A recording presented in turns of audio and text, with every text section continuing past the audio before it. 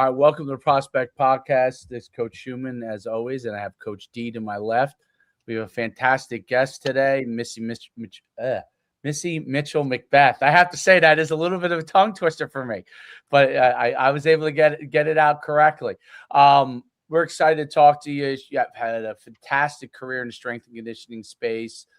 She's wrote a book about strength and conditioning for the volleyball athlete. She's currently a head strength and conditioning coach, Byron Nelson. She was a head strength and conditioning coach at Byron Nelson High School, was at TCU as strength and conditioning coach. She was a volleyball coach, powerlifting coach, and track and field coach, director of sports and sports performance at the Fieldhouse Volleyball Club. She's really done a lot of great things with the strength and conditioning space. She's a consultant with her own company, Safe Iron, and she really works with youth and high school athletes to help develop strength and conditioning systems. Really does a fantastic job with that out in the great state of Texas. Hopefully it's warming up over there. And she's really has a diverse background within this space, which is right up the alley of what we talk a lot about. And your career has really spanned between youth all the way up to the collegiate level, which is really a really interesting background, because you've worked with such a wide range of athletes, which is great. I mean, it really is, because you're not locked into one system. So it's really cool to have the opportunity to talk to you. So thanks so much for coming on the podcast. Yeah, thanks for having me on. And I do want a quick point of clarification. I am no longer the head strength coach at Byron Nelson. That is Coach Brian Reeves. He took over for me in 2022. So I want to make sure credit where credit is due, because he's doing a phenomenal job there of developing athletes. Yeah, thank you. I said what I meant to say was at Byron Nelson. So it's great to have you on there. Dive into like your journey and your background from that standpoint. Really from the time, I'm assuming you did sports and athletics to getting into the strength and conditioning field, and coaching, and what you led you into the field, and what kind of led you on the different career path into opening up your own business in this space as well. Yeah. So like many strength coaches, I was an undersized and mediocre athlete. And so my ticket to getting some playing time was that I had to work harder than everyone else. And so it was kind of a game of, I didn't have access to a quality strength coach in high school or even in college. So it was just reading muscle and fitness magazines and that kind of stuff and trying to scrap stuff together. So I didn't really have a formal background in S&C until I took my first job in Copperas Cove, which is a little town in central Texas. I was a high school volleyball coach, and that's where I met my mentor, Reb Brock, because one, I needed somebody that could let me into the weight room at 5:30 a.m. for my own lifts. But two, I got put in charge of the weight room for our high school volleyball athletes, and I didn't have a clue what to do. So he kind of mentored me, and he was like, hey, like, you've kind of got a knack for this and you're interested in it. You need to go get your CSCS, come coach powerlifting for us. And then I realized that that's the path that I wanted to pursue full time. Plus I wasn't a super big fan of being in the classroom as a high school biology teacher. So I wanted out of that quickly, as a lot of people. Brutal. That's a tested subject. Like, that matters. Subject with 10th graders. And they'd be like, Miss, I don't understand. And I'm like, it's not, there's nothing to understand. It's a vocabulary word. Like, you literally just have to learn it. Like, that's it. Yeah. I've been there. Yeah. Teaching is, and my husband's a career educator, like high school coach and teacher, which hats off to him for making it almost 30 years. I made it 4. I stretched it to 10, but that was it. It was a struggle, that's for sure. Yeah, it was like 2 weeks, right, before I knew. I was like, this isn't for me, but it took me 4 years to get out. So I did student teaching, and Dave went through student teaching. That's what he knew, right? And I did the student teaching and was like, oh, this is miserable. I'm just going to have to suck it up, because I really like, here we go. And now it's like, oh, damn. It took me 10 years to get out of it. But I mean, I knew from an early point. I love coaching, but I was not, teaching was not going to be for me. Yeah. And they say they're like, coaching is teaching. I'm like, yeah, it is something that like generally everyone involved is pretty interested in, right? Like that's the difference. Yes, correct. There's no doubt. right? You're trying to force feed biology to somebody that just like, you know what I mean? Or even just like the school setting itself, sitting in a I used to look classroom. forward to my naps on my off period. I would take a nap, but I was like, man, when I'm looking forward to my naps, I'm in student teaching. There's no way I could just had the visualization 30 years. No way. I couldn't do it. Yeah, sorry. What's an off period? Because I had to give mine up to coach. Like, and I didn't. I would literally be eating lunch with like the door of our office getting knocked on by freshmen who like forgot their locker combination or whatever. And I was like, can I literally breathe for 1 second? Like just one. No, it's a tribute to teachers to be able to do that. I mean, really. And for your subject too, taking work home, all of that, like, no thank you. Yeah, doing getting like a Saturday powerlifting meet, because that was back in the day where like nobody cared about work-life balance. So it wasn't a 2-hour like, not a 2-hour Thursday night meet. It was a 10-hour marathon on Saturday with like 10 platforms and all that kind of stuff. You're like pouring sweat after the first round of squats, and there's still like 8 lifts remaining for the day or something. Wow. But yeah, then you'd have to go home on Sundays, and it's like, oh great, I get to go prep stuff for a lab. Like just what I wanted to do on my Sunday after grocery shopping. Exactly. No, after that horror unfolded, I left to go get my master's. I had a really great opportunity to go back to grad school at Baylor. The final part of that was doing an internship, which I did at TCU, ended up being lucky enough to get hired on there full time. And primarily I worked with kind of everybody when I was there at first. And then, you know, after year 3 or something, I was primarily with women's basketball, women's indoor volleyball, and women's golf. And that's who I worked with through the duration of my 7 years there. Kind of got tired of the whole, like getting off the road at 2 a.m. off of a charter flight and sleeping under my desk in my office for a 5 a.m. golf workout. And also got tired of like having 7 cents left over at the end of the month after I paid my bills. So I shockingly got a big pay raise to go back to the high school level as the strength coach at Byron Nelson High School. Did that for 6 years. And then I transitioned into a role that, was not mentioned. It's not necessarily part of my coaching, but I work for Powerlift, the weight room equipment company. I saw that. Yep. Yeah. So I work in sales in the state of Texas. There's 2 sales reps here. I'm kind of the assistant, and I'm not kind of the assistant. I am the assistant to Sean McPherson, who also is a 20 plus year collegiate strength coach. So we make a good tag team. We were former enemies, and then now we work together because he was the women's basketball strength coach at Texas when I was at TCU. So we kind of butted heads, and then now we're besties. We're work besties. Awesome. That's awesome. And anyway, like I was at a full-time coaching for, I guess, a year. And then I had a conversation with Mark Hoover, a strength coach that he's now out of Florida, but he was kind of like, you know, if you want to keep educating other coaches. We've had Mark on. Mark's awesome. We had him. Yeah. He's the best. He's relocated right now. He's leaving. He's heading up north a little bit. Oh, is he headed back up north from Florida? He's going back to South Carolina. Oh, I need to talk to him then and see what's up. You gotta hop on. It's good. It's all good. All positive things. All positive moves. But yeah, Mark is in our Tony Holler feed the cats type of world that we've, you know, depending on how the algorithm lurks. Like now it's, you know, there's been strings of that run where it is. But yeah, he came on and he talked. We've spoken with him. He's an amazing guy.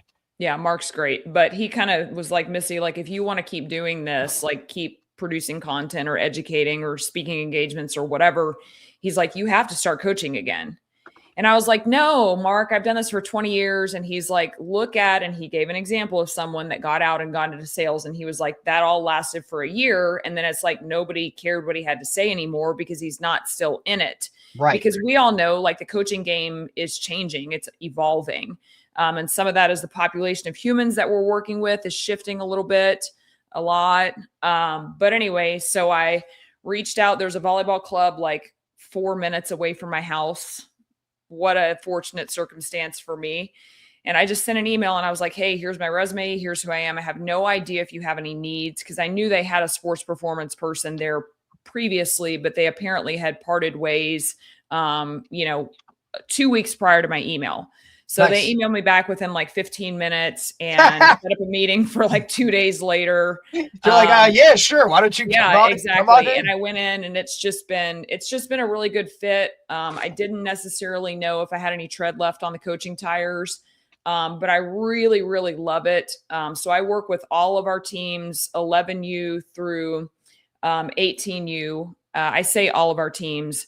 I'm the director, and then I work Monday, Wednesday night and lead those sessions. And then I have an amazing set of assistants that operate both with me on Monday and Wednesday nights, but 2 others that do Tuesday, Thursdays who are excellent. Rachel Hayes, the head strength coach up at Denton Geyer. If you know who Kyle Keese is, he is also at that school, just kind of a frame of reference. He'd be a great person to have on if you haven't had him on before. She would as well. She keeps a little lower profile, but I've got a great staff. We train each team 2 30-minute sessions a week on either the front or the back end of their practice. And then I do some small group stuff in the summer and fall, more like semi-private, which is kind of a little bit out of my wheelhouse, but I've got kind of a core group of kids that's been with me for a year and a half now. So really still loving that aspect. I've found that the difference between coaching with a 48-hour gap in between and coaching full-time is like, no matter example, last night we had a reappearance of Missy circa 2016 with a group that was not meeting standards even close, and we had a discussion, and I think there was one sentence that was 10 words long and like 8 were 4-letter words out of me, which is rare these days, but I got 48 hours of breathing room before I see those kids again, both for their benefit and for mine. So it's coaching part-time is like super fun. I love it. That's awesome. That is awesome. Talk about, because you've worked with so many different types of athletes. Talk about a lot of the things that you try to focus on, maybe with different stages of the athletes. So you're now more in the youth high school side. Like what do you focus on with those athletes and then their development versus when you were, with TCU? I mean, it's just like really simple stuff, right? Like we're going to do all the basics and we're going to do them at a high level. And particularly when kids are super young. So like our 11s, 12s, like we're just introducing them to some of these movements. We're letting them hear the coaching cues. What I found in the volleyball world when I was coaching, we'd run camps and we'd have little bitty kids. And it's like you'd give them all the cues and that kind of stuff, and you'd watch them go through camp and you're like, oh my God, this is just a disaster. Like they're running past the ball and swinging their arms over their head and like not even making contact. Like, what are we doing here in this camp? But then you'd see that kid come back to camp the next year and they remembered all those coaching cues. Like they remembered which foot to step with and what their footwork pattern was, even though they hadn't done it for a year. And then it's like a year later, they'd come back and all of a sudden they can do it. So it's like in the early stages, one, we're trying to expose them to things. We're trying to make them understand concepts. If their bodies do it perfectly, great. But if not, it's like an approximation of what that's going to look like in the long term. But also making sure that training is fun and engaging. So like with our younger, our 11s, our 12s, even into our 13s, it's like, we're going to do 10 minutes of kind of like, just like movement stuff, like some extensive plyometrics, whatever. And then we're going to put a game in there. And then we're going to go back and do 10 more minutes of kind of focused stuff to keep their attention span going. Right. And then also like, they don't like when they leave that session, they don't remember the stuff on the front and the back end. They remember chasing the plastic bag and like the plastic bag floated and they had to run and get it. Right. So with those groups, it's teaching fundamentals and basics, but also trying to like foster some kind of love for training because we have plenty of time to make kids know that strength and conditioning sucks. Like that is way down the road. Right. Right. With like 14s and 13, 14s, 15s, like now we want to actually start making sure those things look like they're supposed to look and increasing load where we can. Once they get in the older ranges, like we can add a little bit more complexity. Like we're doing altitude drops with our older groups or whatever. We're doing more intensive plyometrics. We might add something that's, multi-directional or whatever that's a little bit more complex. Obviously we're moving heavier loads up into the collegiate realm.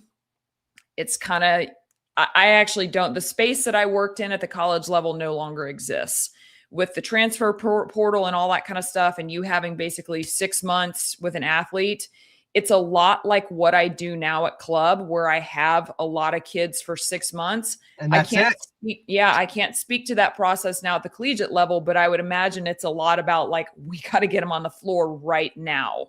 versus, when I don't was have time to grow and develop. And you know what I mean? Correct. We talk about it with just the high school athlete in general being recruited at this point in time, right? It's no longer, am I going to take a guy that's all right, in a year or two, he'll be good to go. It's like, no, if you're not on the too deep and can come in and contribute right now, like you're not getting this, go somewhere else. Like the pressure to win now, you don't have time to develop. Like coaches you see guys getting fired after a year, right? Like, it's like, really, what have you been able to accomplish? It's brutal. Well, and I think with that, like there's never been a time where quality strength and conditioning at the high school level is more important because you no longer have that red shirt freshman, or you don't have that freshman year or sophomore year. Like you are now competing against a 5th-year senior that has had 5 years of development on you, 5 years of playing time potentially. Like you have to go in more physical regardless of sport than you did a few years ago if you want to have any hope whatsoever of playing. And I don't think that mindset has like completely been grasped at the lower levels. I know it certainly hasn't in volleyball, where we just, play, and we never do anything off the court to develop. And then we're like, why am I injured? Why am I not seeing improvements? Oh, why am I like having to transfer 15 times by my sophomore year to try to get any playing time? And it's like, well, because you're not developed. And of course, like an 18-year-old is never going to be developed as a 22, 23-year-old, but anything that they can do to move that needle and be more developed. Like, because I was getting kids at the collegiate level that like couldn't do a push-up, couldn't squat to depth, couldn't stay balanced in a single leg. So to your actual question, like what were we focusing on? It really depended, because I'd get some kids in the door where it's like they'd had a high school strength coach, like they're ready to roll. And then I had other kids that had been in there that I'm just like, how can you even like walk without tripping and falling down? You know what I mean? Or they just had these tremendous injury histories that it was like, already I'm having to modify training around, a former like pars fracture or, chronic back issue or any of those kind of things. At 18. Right. And so like really that kind of like ties into like my overall training philosophy, which is like just train what walks in the door. Right. So I can't always tell you like exactly what I was going to focus on any given level, because, biological age and training age don't always line up. That's a great point. There are kids at different stages that have done different things, I think. But your really good point is with the high school stuff, that because we talk about this a lot, like, because the high school parent and athlete, and probably a lot of high school coaches, have not caught up yet to what's going on in recruiting with transfers, right? They still live in the world, even though it's been going on for the last 3 or 4 years, they still live in the world that my high school athlete is going to have a chance to get recruited at the Division I level. And it's funny we're talking about this, because I go down some rabbit holes. And the 2 nights ago, real late, I told Derek briefly this. I used to run showcases for 15 years all over the country. We'd see 20,000 athletes a year. And I was looking at my very first events, and so many of those kids went on Division I, right? And it was events for like freshmen and sophomores. But I look at it now, their numbers and stuff, which were good for freshmen and sophomores at that time. If I fast forward to today, a lot more of those kids would probably go maybe one level lower, or if they were Power 4, they would go, whatever they call it, Group of 5 instead of that, in football. So I thought it was really interesting, because I was looking at it and then what the numbers that I would expect now for a high school guy to get there is pretty different. And a lot of it was like these raw potential guys. Like I was like, wow, like this kid, had good numbers, but I remember I didn't give him a award because he wasn't really up there yet. Like he was a potential guy, right? And then going big time Division I, having a tremendous amount of success. A lot of those guys, I look back, had a high failure rate at the Division I level. So it was a very high failure rate, meaning like, let's say out of an event, 150 kids, we would have like maybe 20, 25 kids, a very unusually high number, go Division I. Well, from those numbers looking forward now, I would say about half of those kids would fail. So colleges are looking at it now from exactly that standpoint. I don't want a 50% failure rate of the kid I'm bringing in at the highest level. I can't have that. I got to win now. So they're going to focus more on those guys that probably have a 75 to 80% chance of succeeding at the Division I level if they're going to give a high school kid a scholarship. So parents haven't caught up to that fact. They still live in that world from 10 years ago when we were running showcases that potential guys can get it. Yes, potential guys can, but if you're a potential guy, you better run the 4.4s or you better be 6'6", 6'5". And I'm sure it's the same way in the volleyball space with the kids that are that size, that are developed, ready to go, coming out of high school, have a much better opportunity, and then everybody else falls some level below that. So I think strength and conditioning, speed development is become. I think also that's, by the way, Derek, why Tony Holler. I always think things are timing. Like when I did the showcases and we hit, we're doing all these athletes, it was great timing because recruiting had matched that philosophy. Right. I think the speed and strength, like developing that explosive level athlete, has really matched what's going on in recruiting, meaning because of what you talk about with transfer portal, you have limited time to develop the guys. They need people being able to develop on their own to a certain extent before they get there. And if they're going to, you know what I mean? So it's matched up with, Tony and all those guys speaking about this stuff on a regular basis, where it's pushed it back to the forefront. Because of that area of development has to be somewhat accelerated, and the health level of the athlete has to be able, like, you've got to develop all those things. Talk about, first of all, am I on base or off base on that? But talk about, what you're seeing, how athletes have to be able to develop their bodies in high school, and what you try to educate these parents and athletes on and coaches on from that standpoint. Yeah. Ari, a lot to unpack. That's like I'm like, which question? Where to go with that? Choose the first part, maybe. Like, what is that development area something that you're seeing has to be done a little bit earlier at in the high school level portion of it? I mean, what I always tell kids is kind of like, and really, I don't have a whole lot of interaction with parents. Like, that's one of the beauties of being the strength coach, is you're kind of like a layer removed from all that because you don't determine playing time. But what I always talked about, they don't give a shit what you do. They're just right. They just want to see us like running around cones or some shit in strength and conditioning. And if there's a box and somebody's jumping on a box, then I must be a great strength coach. Yeah, she's really by good. The way, listen, remind us to discuss that too. We want to discuss that part after also. Go ahead. I'm sorry. Okay, where were we on this question? What are we talking about? I want you to talk about where their development needs to be. So then if you're just dealing with coaches, how you want to educate them on where their athletes need to be. What are the things that you feel like they have to start focusing on to be able to get themselves to an improved level more quickly, because they don't understand that their athletes aren't going to get recruited. And by the way, parents are going to come to them, right? If that's not the case, right? So where do you have to educate them from that standpoint? Where do you have to educate the athlete that you're working with from that standpoint?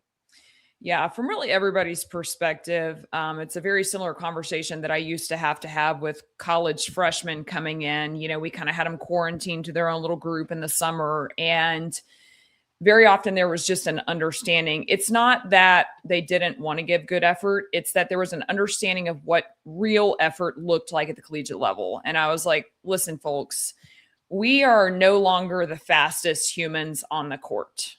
Or in volleyball, like the biggest jumpers or the most skilled. That was your high school era. Now, everyone around you is faster, more skilled, or equally skilled, or of equal speed. So this is not going to cut it, right? And so that's kind of the same conversation at the high school level of like, you might be being successful in your space right now, but what does that look like from a speed, power, strength standpoint, a skill standpoint later? But B, what does that look like when you're trying to make a jump from 8 hours a week of a high school practice to a 20-hour-a-week collegiate practice? Like I consult for a collegiate team and they are in the weight room during their season 4 to 5 days a week, depending on their game schedule. They are practicing 2 hours on top of that. They have a basically Thursday, Friday, Saturday, or Friday, Saturday game thing. And it's like that gap in development is enormous due to volume. So kind of to your point with like Tony Holler, like I love Tony. I love the things that he's done as far as like pushing the narrative of like, hey, we do have to focus on speed. But at the same time, like we also have to send athletes places that have the capacity to tolerate the volume that they are going to be exposed to at the collegiate level. And I think that that's, even within being. Is that an indictment of the strength and the conditioning coaches at all at the collegiate level with what they feel their college coaches want? Or is that, they're still their general overall philosophy? Meaning, if I'm a college coach, I'm a college football coach, this is what I think hard working looks like for most of the guys. And does their strength and conditioning coach reflect that? Or is it that like, so I think that like one of the things that I struggle with in the strength and conditioning world, and Indiana has brought this to light, our strength conditioning coaches at the collegiate level adapting to that part quick enough as well because of the transfer portal portion of it. Like, I don't think you can hammer guys like when I played or like when Derek played, right? They just hammered us to death. Well, you had me for 4 years. I wasn't going anywhere. 5 years, and I wasn't going anywhere. And if you hammer me to death, like there's no place for me to go really without losing a year or having to sit out, right? So whereas these guys could transfer, so is the volume level a kind of an error still on some of the strength conditioning coaches' standpoint as far as making them to the. And the reason why I bring Indiana up is because there's two glaring philosophies. There was the James Franklin philosophy, and I can't wait to see it play out at Virginia Tech, okay? There's the James Franklin philosophy, which he is still a bury you guy. 3-hour practices, work him to the bone. The guy who's his strength and conditioning coach will bury you. And then there's Indiana. That's kind of in the Tony Holler realm of development, all right? And so I'm curious. Look, we don't know who's going to win in that battle in the long run. And Tony Holler's philosophy may be completely wrong. You know what I'm saying? And I think there's a part of his philosophy that's off in the sense that not from a volume standpoint, but that volume at all is not good, right? Like I think there's some part of volume that can help athletes. And this is kind of more of a debate question. I'd love to get kind of your points on this as you're going. Continue to go down where you're talking about, but I'd like for Derek to chime in a little bit too, because we've been on so many of these podcasts, right, Derek? And it's a large debate, and there's two sides of this coin. There's even guys that use some of Tony Holler's things. They'll say Tony Holler but, right? And I immediately know what the but means. The but means they're not working hard enough, type of thing in their mind, right? So they love rank, record, publish, but everything else they kind of think to their mind, throw it out. I'd love for you to talk your thoughts on it because I know you've been in this realm, more than any of us, on this podcast. So talk a little bit about kind of your thoughts there. Lots of thoughts. Number one, football is not my space. And therefore I have worked in football. I have a Rose Bowl ring sitting to my right. I have, you had to throw that shit out there, didn't you? Like, you just had to, if you have a Rose Bowl name with your ring, with your name on it, then right. But really, no, I mean, like the point is that people will be like, oh, well, you're just in volleyball. And it's like, no, I've worked with every sport and I've worked with, it at a high level. I worked with it at Byron Nelson for about 3/4 of my time there. But at the same point, like that, I don't get into all that because it's just everybody has their opinions and whatever. However, I have spoken to a source that would know what the volume is at Indiana practices. And just because a practice is short does not mean that the volume is high. There you go. And Good. so, Thank you. we can't just say that like, oh, they train speed and that means that they don't push capacity and push volume and push repeat sprintability, because they absolutely do. And I'm not going to speak to that program. All right. I applaud you for saying that, by the way. Go ahead. But I am going to speak to the fact that sports require you to be explosive in the fourth quarter. And a minimalist approach very often is not going to prepare you for that, because practices are not conducted at a high enough speed to actually create repeat sprintability. All right. So, to your point of like, is that an indictment of collegiate strength coaches? Is it an indictment of college coaches? Collegiate strength coaches in today's world are using GPS data. They are using all sorts of technology to make sure that to make sure that their training volume reflects the demands of the sport. If you are not doing that in 2026, you are a dumbass, like plain and simple. Right. At that level, at the P4 level. So I am fairly confident that regardless of if that strength coach is, you kind of have to have two mindsets, right? Like if you have a coach that you reference that runs 3-hour practices, that it is high volume, that is your job as a strength coach to physically prepare your athletes for the rigors of practice, period. If you are not doing that, regardless of whether you agree with that practice format, if you are not, like I worked with a basketball coach that our practices were 3 hours long. It was my job to get my girls ready to be on the floor and be able to withstand that. Because if they can't withstand practice, they certainly cannot withstand the demands of the game. That was what I like for our practice to be shorter. Was I showing heart rate data to say, hey, we're not touching 92%, which is basically an average of a basketball game, in game. We need to probably address how we structure practice. Coach didn't want to hear it. Okay, so now my job becomes to protect my athletes, to prepare my athletes. I'm not getting them game ready, but I do have to get them practice ready. You're so right. I think it's not necessarily a situation of indicting anyone. This is the scope of sports. Great point. And when you look at like the sport of volleyball, like, yeah, I do have to build capacity. I do have to build volume. Like doing 10 jumps ain't going to cut it when I'm sending kids to a tournament and they're playing on one day. They're playing 6 games. An outside hitter in 3 games is going to take 70 swings, not including blocking, not including jump serving. So they may have, let's say, 150 plyo contacts, in 2 sets or whatever. So across the day, we're at, 300, 400 contacts and however many high-speed accelerations. And then we now go stack 2 more days on that. So this idea of like, and I've had to take minimalist approach. Like when I was at Byron Nelson, all of our, like we were 2019, we win state. We're the #1 program in the nation.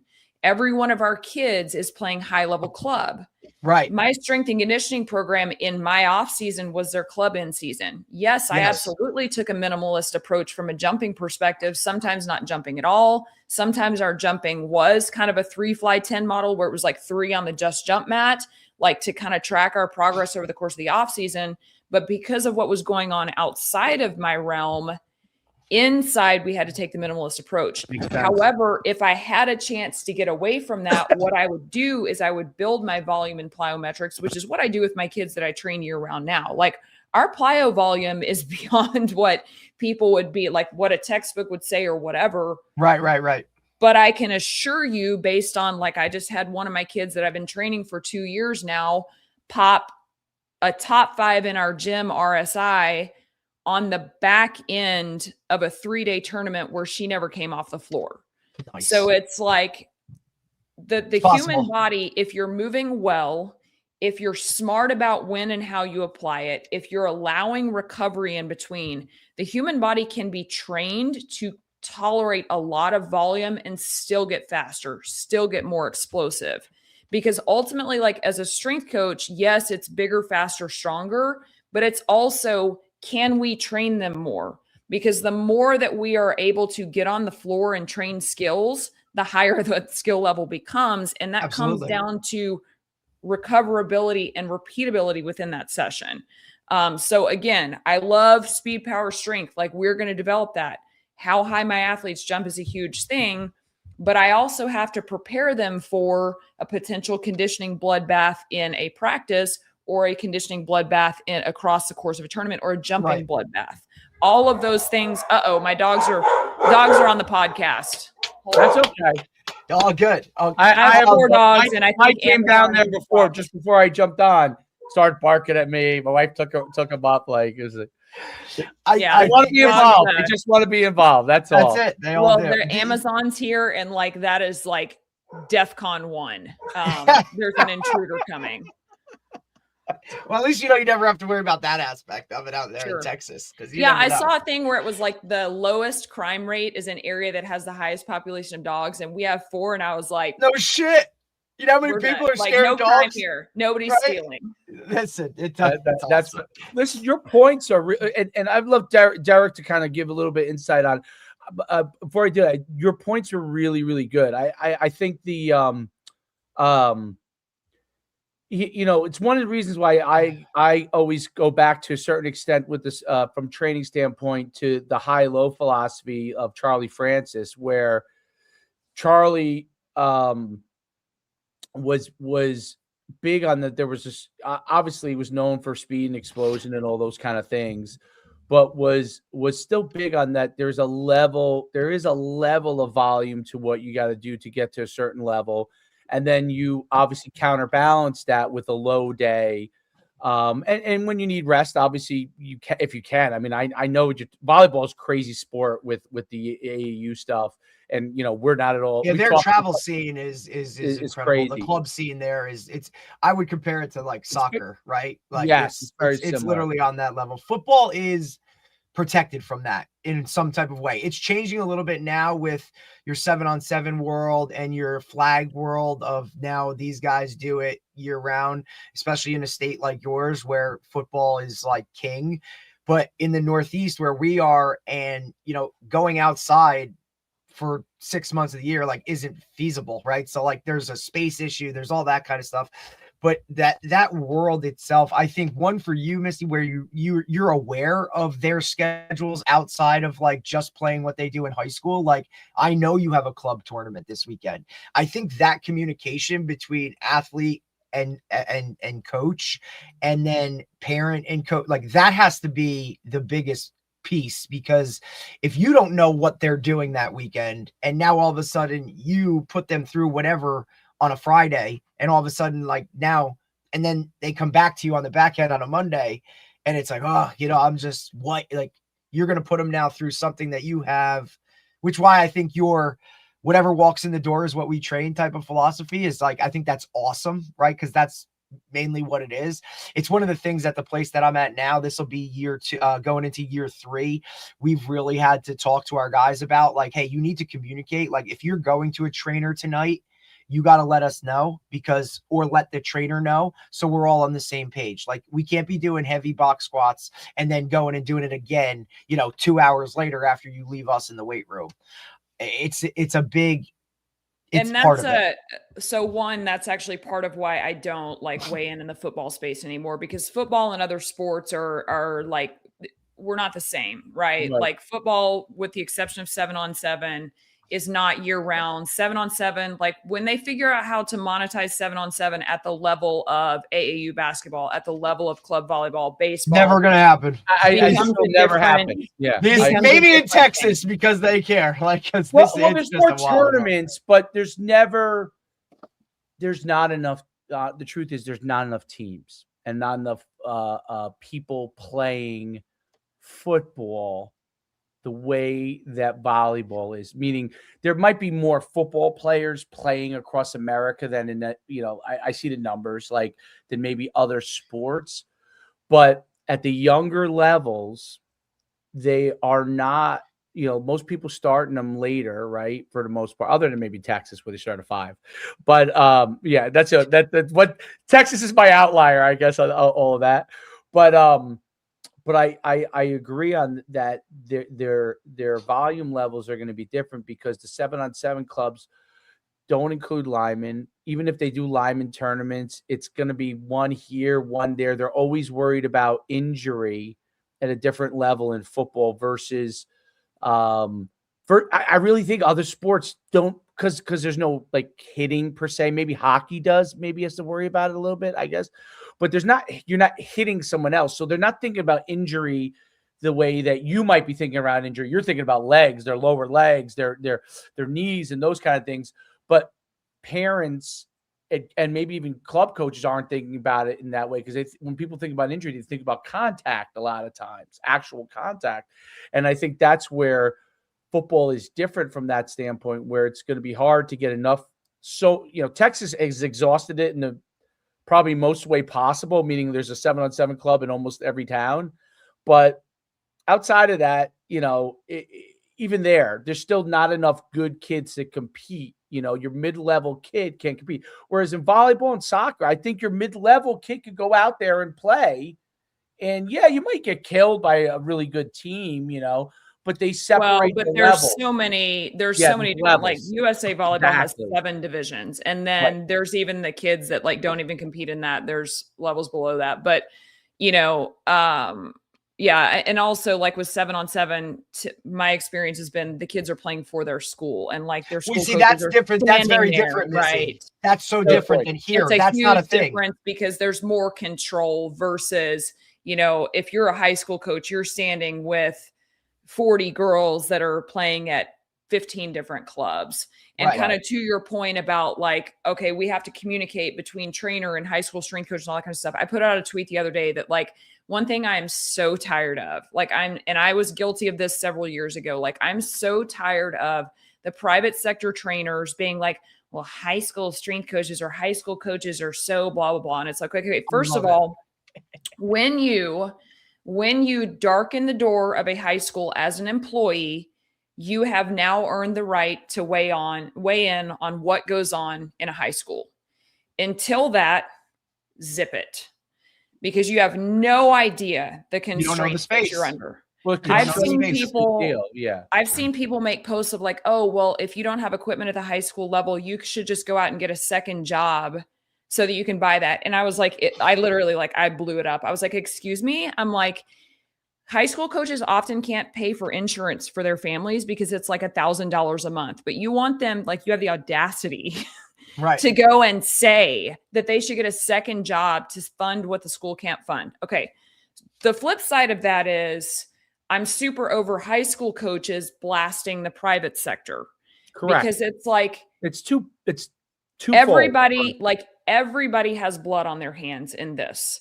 If you are willfully continuing with your program, knowing that your athlete has just been blown up at either the high school or private sector practice, strength and conditioning, whatever it is, and you are unwilling to modify, but you want to like throw a stone at that other person, you need to be like wary of your own glass house, right? Phenomenal point. And unfortunately, the person that should be the hub of communication on this is the parent. But that person is not walking into training that day, right? So the unfortunate burden falls on a 14, 15, 16-year-old kid to communicate, hey, I'm smoked. And then it's like you as the coach, whether you're public or private sector coach, now have to figure out, okay, is this kid telling me the truth? Is this kid making stuff up? Like, are they just trying to get out of something? And so like, I've really kind of taken the stance of, like when I was at the high school level, it would be a show of, I talk about this in my book, it would be a show of hands of like, you had a tournament this past weekend. Okay, this is your workout for the day. We are cutting, like they might do a recovery something. If it was a big 3-day travel, they're just getting back. They've been on a plane, they're dehydrated. Okay, you guys are doing whatever. Yes. If you have a tournament coming up the next day, show hands, you're doing half the reps. So it's like, I'm not changing. You don't have a tournament on either end of this session. Cool. Like do all of it. I'm not running 14 different programs. I'm taking one program and making very simple modifications 3 ways based on what walks in the room. The flip side of that is now in the private sector, like I sit, because I'm in the DFW area, I sit in a hotbed of full-time high school strength coaches that operate at a very high level. And all of them, I can text them right now and find out what they're doing. Relationship with them, yes. In general, I don't have to do that because I know what everybody's doing at the high school level pretty much, like most of the basics. So I try to scale my training based on, okay, my 18s, they don't do anything at high school anymore. Therefore, I'm full go with them. My 15, 16, 17s, like we're filling gaps that they're not, like we're not going to squat heavy. We're not going to deadlift because they're doing that at school.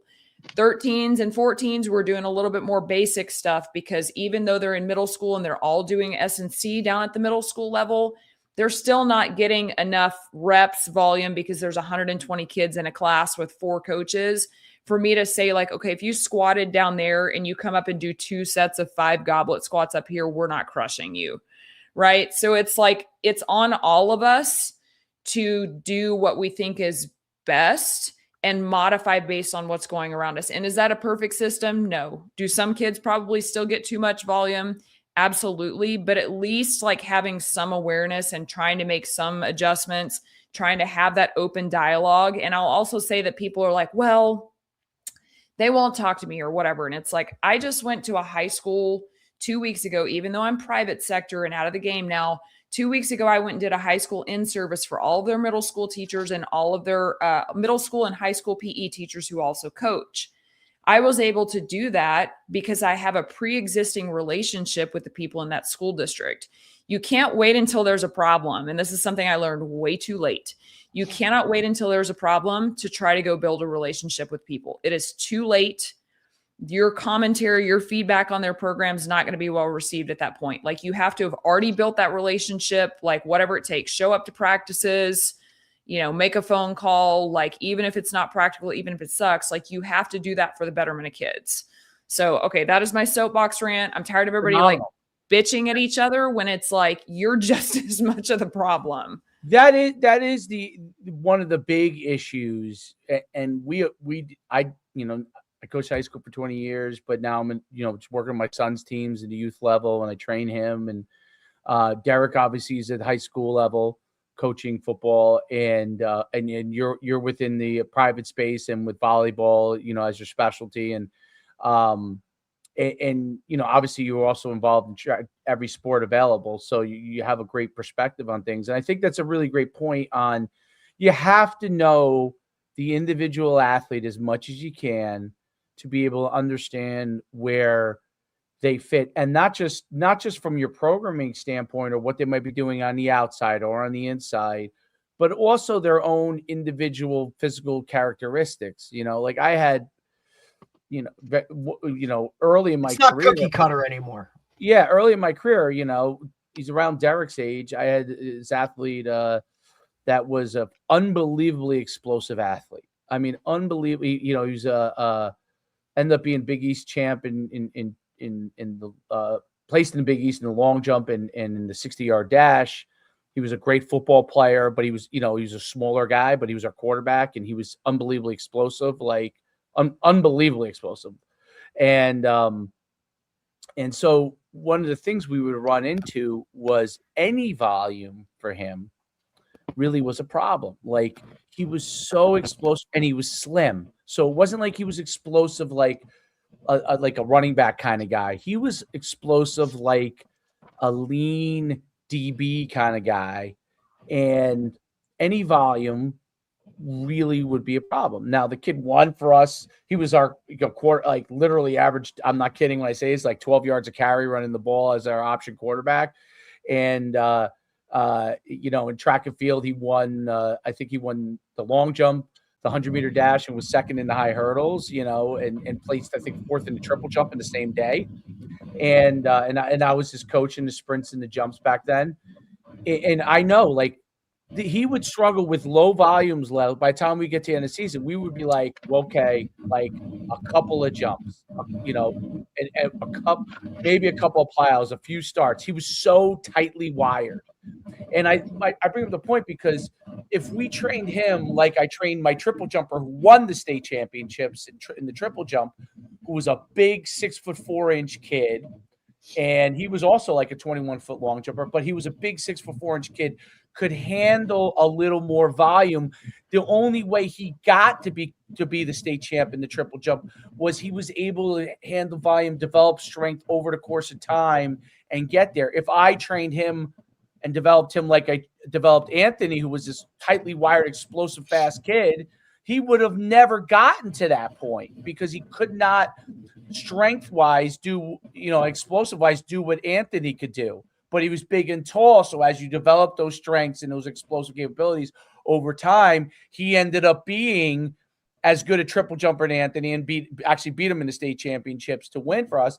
But, like, they were two completely different athletes. If I trained Anthony like I trained Brian, Anthony wouldn't have made it to the end of the season. He wouldn't have been around, and in football was one of the things we used to always have. I used to always have to tell the head coach, I'm like, you got to back off at Anthony. Like, and this is before I had a speed school at that time for 10 years. And I kind of understood that stuff but it was before all the stuff that you now know, right? It was more my gut, like, hey, this guy's going to be buried, if we treat him the way we treat everybody else here. But I would talk to him like, you guys got to lay off this kid. He's not like the other kids. He could do things that no one else can do.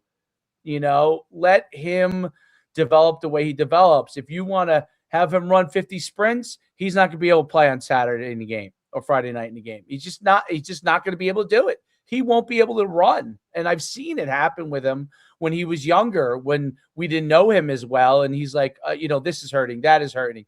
And most people who don't know think to themselves, this kid's lazy. Like, I would hear the football coaches say, he was lazy. His sophomore year, he was the backup. We had a 10-1 team or 11-1 team. And the quarterback that was ahead of him he was a senior. But I saw at a scrimmage, Anthony literally take the ball, fake the option, go around the edge, and outrun everybody for 90 yards. And I turned to the coaches. I was like very new on the staff. I said, how come that kid doesn't play? They're like, he's lazy. And I was like, I just watched him like outrun everybody. He did it like twice in one scrimmage. Never play it down really, other than on defense that year and be a kick returner. And I was like, wow, like we might have won a state championship if we utilized him at like receiver as a sophomore.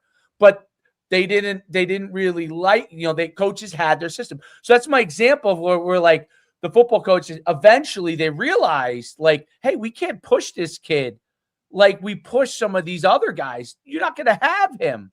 And even still, I thought they pushed him too much. Like, because in football, you don't want these kids who really need the work, right, who need some level of volume, to not go hard because Anthony is so gifted and explosive. And if you do too much with him, because he weighed $150 soaking wet, he would break down. So it's a really, really difficult thing for coaches. And when the two sectors fight with each other all the time, the people who lose is the individual athlete. The individual athlete loses in that area. And you're right. This is a positive area for the parents to take charge of their, not to interject or to tell coaches what they should do, but to communicate how the athlete feels and have a conversation with their own kids realistically. And the problem is that so many parents are pushing for an edge for their kid that coaches don't listen to them, but they'd be better focused on seeing how the kid is feeling. Coach he really is, and teaching him how to communicate, which is hard. It's very hard with a teenager, especially nowadays, because they're always, they don't communicate as well. But it is, I think that's more of the parent job. How's my kid feeling? How's he doing? I figure out how to communicate that properly with both end coaches so you can help the individual athlete, because that's where kids get burnt out. That's where kids, if they use the word burnout, lose the love for the sport, because they're pushed on both ends and then they break down and then they're like, what am I doing? And that's where you lose a kid who could become something that you want them to be. Derek, which is why, Missy, I love that your foundation for that younger kids is one of the main pieces is teaching them to love strength and conditioning, right? And like, this is not work at this level, right? Like we're trying to get you better. But I think that being a focal point for you when they get to you. It's something that's just kind of like, you know, it's the same reason that you got to make things like a game, right, with the younger kids, because if you tell them to get in a line and run this, it's or they're just not going to do it or listen or whatever. But if you say, hey, it's a relay race, like, changes the entire like dynamic of it. I think that approach, even at the high school level, is key. It's actually amazing, like, how at what age you already will say the word sprint and like mean it in the true sense of sprinting. Like, sprinting is not hard from like a cardiovascular standpoint, right? It's not like feeling the burn and like all that kind of stuff that, you know, ultimately are the feelings, sensations kids don't like. But already at like 10, 11, you say sprint and they all go, oh, like it just lets the air out of the room. And I'm like, what are we doing? Like, and I'm not going to say that, you know, I have a perfect system and there's not some sucky parts of strength and conditioning, or that it's always their favorite place to be, you know, but at the same time, at least some awareness of like, they're not miniature high school kids. Like we always hear, like, kids are not mini adults, but they're also not even miniature adolescents. They're children. And so we can't train them the same way as now, can we still gamify stuff as they're older? Yes. And actually, like, and I've got a group that I'm going to have to revisit how we open our sessions because they don't care. Yeah. I get it. Look, I see it at the high school level, Missy, right? Like you're talking sophomores, juniors, right? Like right on that verge of like, you know, hey, we're maturing. We're through that puberty stage, right? We're becoming like, bodies are physically changing into looking like young men, right? Yet I still have to gamify that, right? Or I sure as hell have to rank, record, and publish, because none of them want to be at the bottom of the list. And it's literally something that comes up almost every podcast that we do, where that time frame from, you know, the end of middle school through high school is the fit in stage. Like, I just want to fit in and be a part of something bigger than what I am as an individual. And when it comes to training, whether you hit puberty at a younger age or whether you're still going through it right now, he's benching 225 and I'm still at 185, yet I play more because I'm better skilled, but he's strong. That, like, hey buddy, you can't do what I do. We all want to fit in and be the same. Like, that's a very hard lessons that some of these guys have to go through to, hey, I'm not benching when he benches because I'm going to look a certain type of way. Right. Like, that awareness of like, that's all normal. Like, this is what there's so many guys that are struggling with that. I think as a coach, making them aware of that, of, hey, everybody's in their own race. You know what I'm saying? Kind of do your part.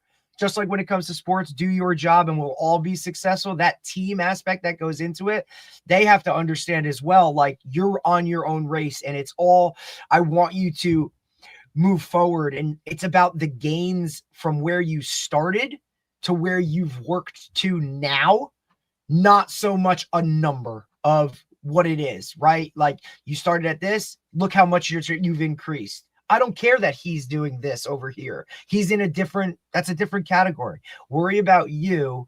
And in the grand scheme of it, if all of us improve and do that based off of your own standard, like, we're going to be pretty damn good, because we're teaching more than just chasing a number or just, you know, comparing and contrasting, right? Because it's really hard to go back to circle back to your point.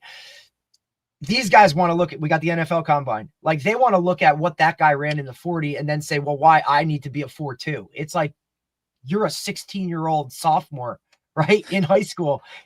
We're talking about the best, highest, smallest percentage that's going to play in the NFL. And you want to compare yourself, or parents want to compare yourself to that. Like, we have to understand that that's not what we're working with here. Like, we just want you to be the best at where you are and learn to improve. I think if that was stressed more, just becoming aware of all of those types of situations within that world, then I think, like, you know, the strength and conditioning aspect would be a totally different outlook for some of them. There's no doubt about it. I think your point, like that point about sprinting, sticks in my mind. It drives me absolutely crazy, and it's hurtful as a former track coach when I see that they're and I mean that is a little bit of what like the feed the cat speed thing kind of does emphasize, that like you want to make it fun. I agree with those things 100%. That you want to make the joy that they had as 4 and 5-year-olds running around and running, like literally the joy of running, by the time they're 10, 11, somehow has been stripped by suicides and you know, whatever you call them now, jingle jangles or whatever they call them, and gassers. You know, those things no doubt has taken the word sprinting, and all of a sudden these kids go. And that's why, like, one of the things that I did learn from Feed the Cats, which I think is great, like, do the sprinting in the beginning, make sure it's short, make sure there is some sort of gamification. And they're not going to be exhausted when they do that. They're ready to go in the warm. Make it part of your warm up, right? You know, and then you knock out the thing you needed to knock out anyway, and they haven't even thought about it. And now they kind of are like, cool. And the timing mechanisms and bringing the timing things out, cool. Obviously, the GPS, like as a college level, there's no better thing to be able to go. And once they understand how GPS works, who doesn't want to look and see where your gaps are, what you're doing well, what you're improving in? And I think that's one of the things with the measurement tools that I think are so valuable. Not that you have to use them every day. I think maybe some, you know, there are philosophies where you should use them every single time. You know, I think if you use them a GPS, I think you should, because you need to track that as a strength and conditioning coach. I agree with that. Do you have to time them every time they're out? No, because you may not want them to do the level of exertion. That's one of the other things too. Like, there are some times on, you know, you want them to do certain sprint things or something plyo things that are not necessarily something you want to track, because I don't want them to necessarily go to the wall every time, even if it's only a 10-yard sprint. But then you're utilizing it as well in certain instances that it does help. And you do time them, and they love that portion of it. There's no kid or young adult or even older adult that loves it. Like, I like putting the tracking thing on, see what my vert is. I love putting on the trap bar deadlift, like how much is my forces. I do it on the tech gym. What do they call it? Tech gym? Is that the name of the treadmill? The really nice advanced, I think it's Techno Gym, advanced treadmill, where they can, you know, you could push like you're pushing a sled and see your force output and all that kind of stuff. I love seeing it. Oh, wow. I'm pushing more than I was pushing last time, right? Those things are great, but you're right. The sprinting, like, you want them like to come in and be like, hey, we're running 10-yard flies and we're timing. And they're like, yes, I want to see where I am at. And I think that's what you're obviously ultimately able to kind of like recalibrate with the kids. You know what I mean? This can be fun, right? And so, but I think that education is a big part of it. Like, you're educating your athletes, you're educating coaches or that you might work with on that part of it. And the more that they start to understand that, the better off they are. Not that there aren't times when strength and conditioning isn't going to be hard and you're not going to have to push to certain levels, but that when you have to do that, exertion, when you can get a result at the end of it, you know what I mean? Then you, to me, like, hey, you know what? If we're pushing something that a little bit farther, I do like this, you know, hey, you got 20 seconds to cover as much ground every one time. You got 20 seconds to cover as much ground as you can. Oh, who covered the most ground? There's no doubt about it. I saw the Georgia speed coach do that with their 400-meter runners. They have 45 seconds to cover as much ground as they can. And they do that with their quarter milers, right? And it's a test for them to see where they're at. I mean, it's amazing. You watch that video. Not only are the kids competing, and they're young, obviously adults, 21, 22 years old. Not only are they competing to the highest level, they're all encouraging each other, because they're not racing with each other and they're doing it themselves. They're all encouraging with each other, and they know what the record is. Like 300, I think it was like 395 yards was the record in practice, or something like that. Meters was the record in practice, right? And they're all trying to get to that point. And I think those things bring back the level of excitement like they had when they were 5 years old, when you go, hey, Dad, let's race, you know, type of thing. And And that's what you're doing such a great job of. I'm curious.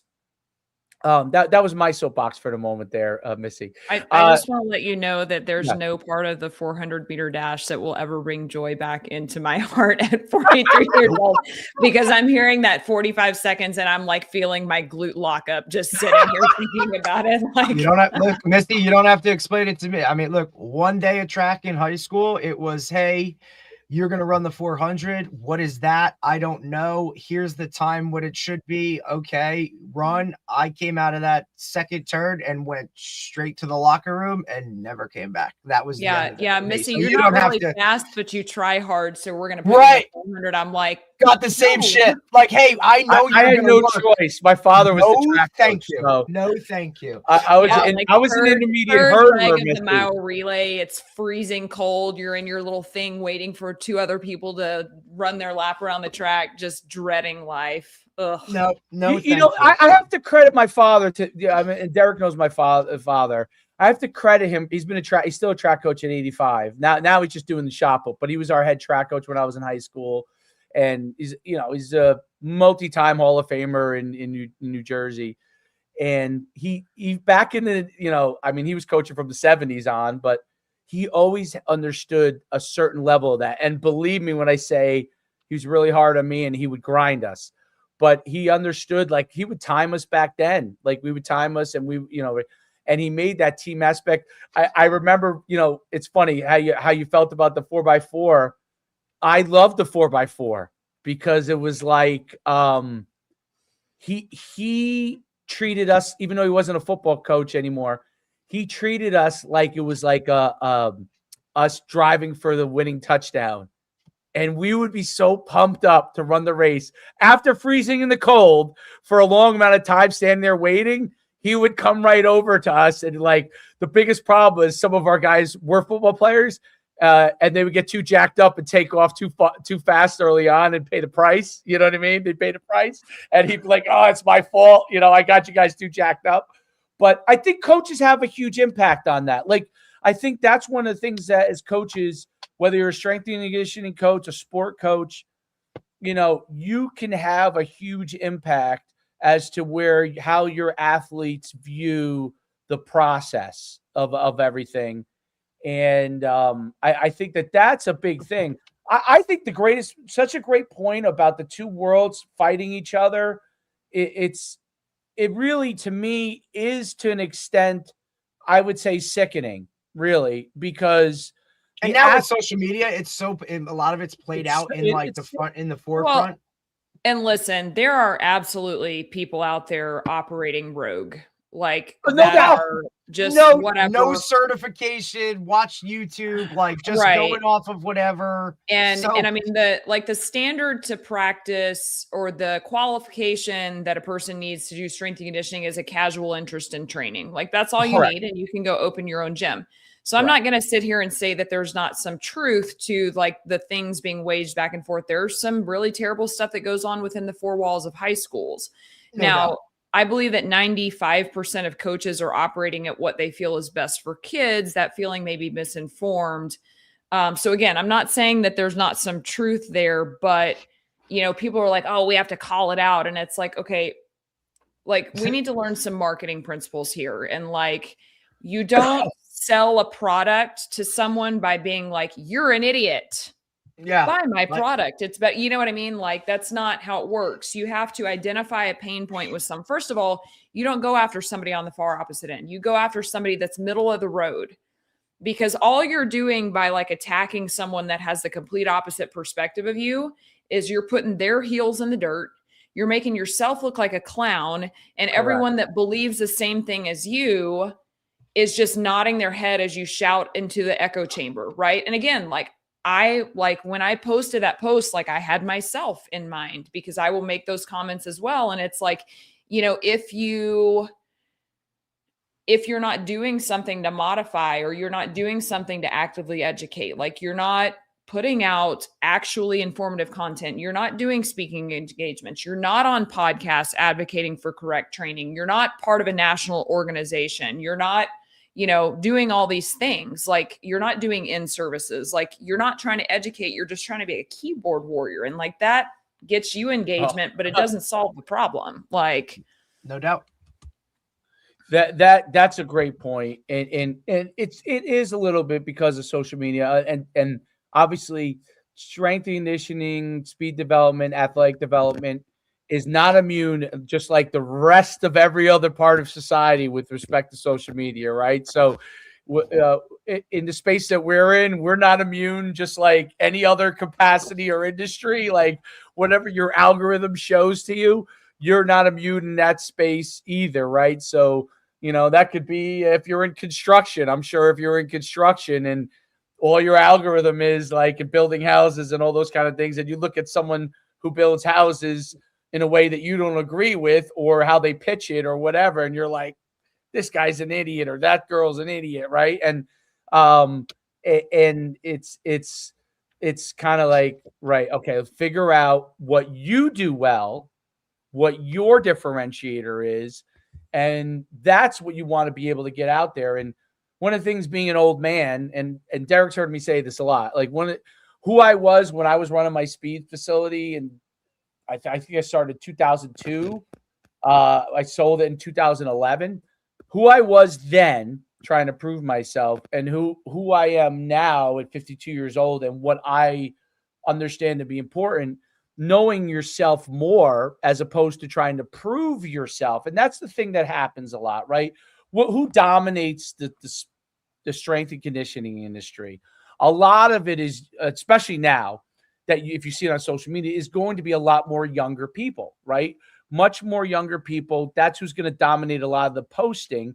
And what happens is, when you have seasoned veterans, if they go and they see that and they get caught up in that world, they're like, what does this person know, right? And one of the things, and we talk about it, but one of the things that's important is like, what it is that you know and that you do well. And if you're able to articulate that, like, to your point, marketing wise, this is what I know well, this is what my world is. Like, you talked about, like, how, volleyball, like you when you reeled off the number of jumps, by the way, I was aghast when you reeled off the number of jumps they have in a tournament, but the number of jumps, like, what the volume is of your athletes, like, what that volume is. And then, subsequently how to educate the athlete on, okay, from a training standpoint, we could do this or we could do that. And I think some of the best Instagram pages that I found are really the ones who not just do podcasts, but when they talk about things, try to educate as to what they think is a good way to do things. You know what I mean? And I think those are really good. Whether I agree with them or disagree with them, I'm listening to see, okay, I agree with these points.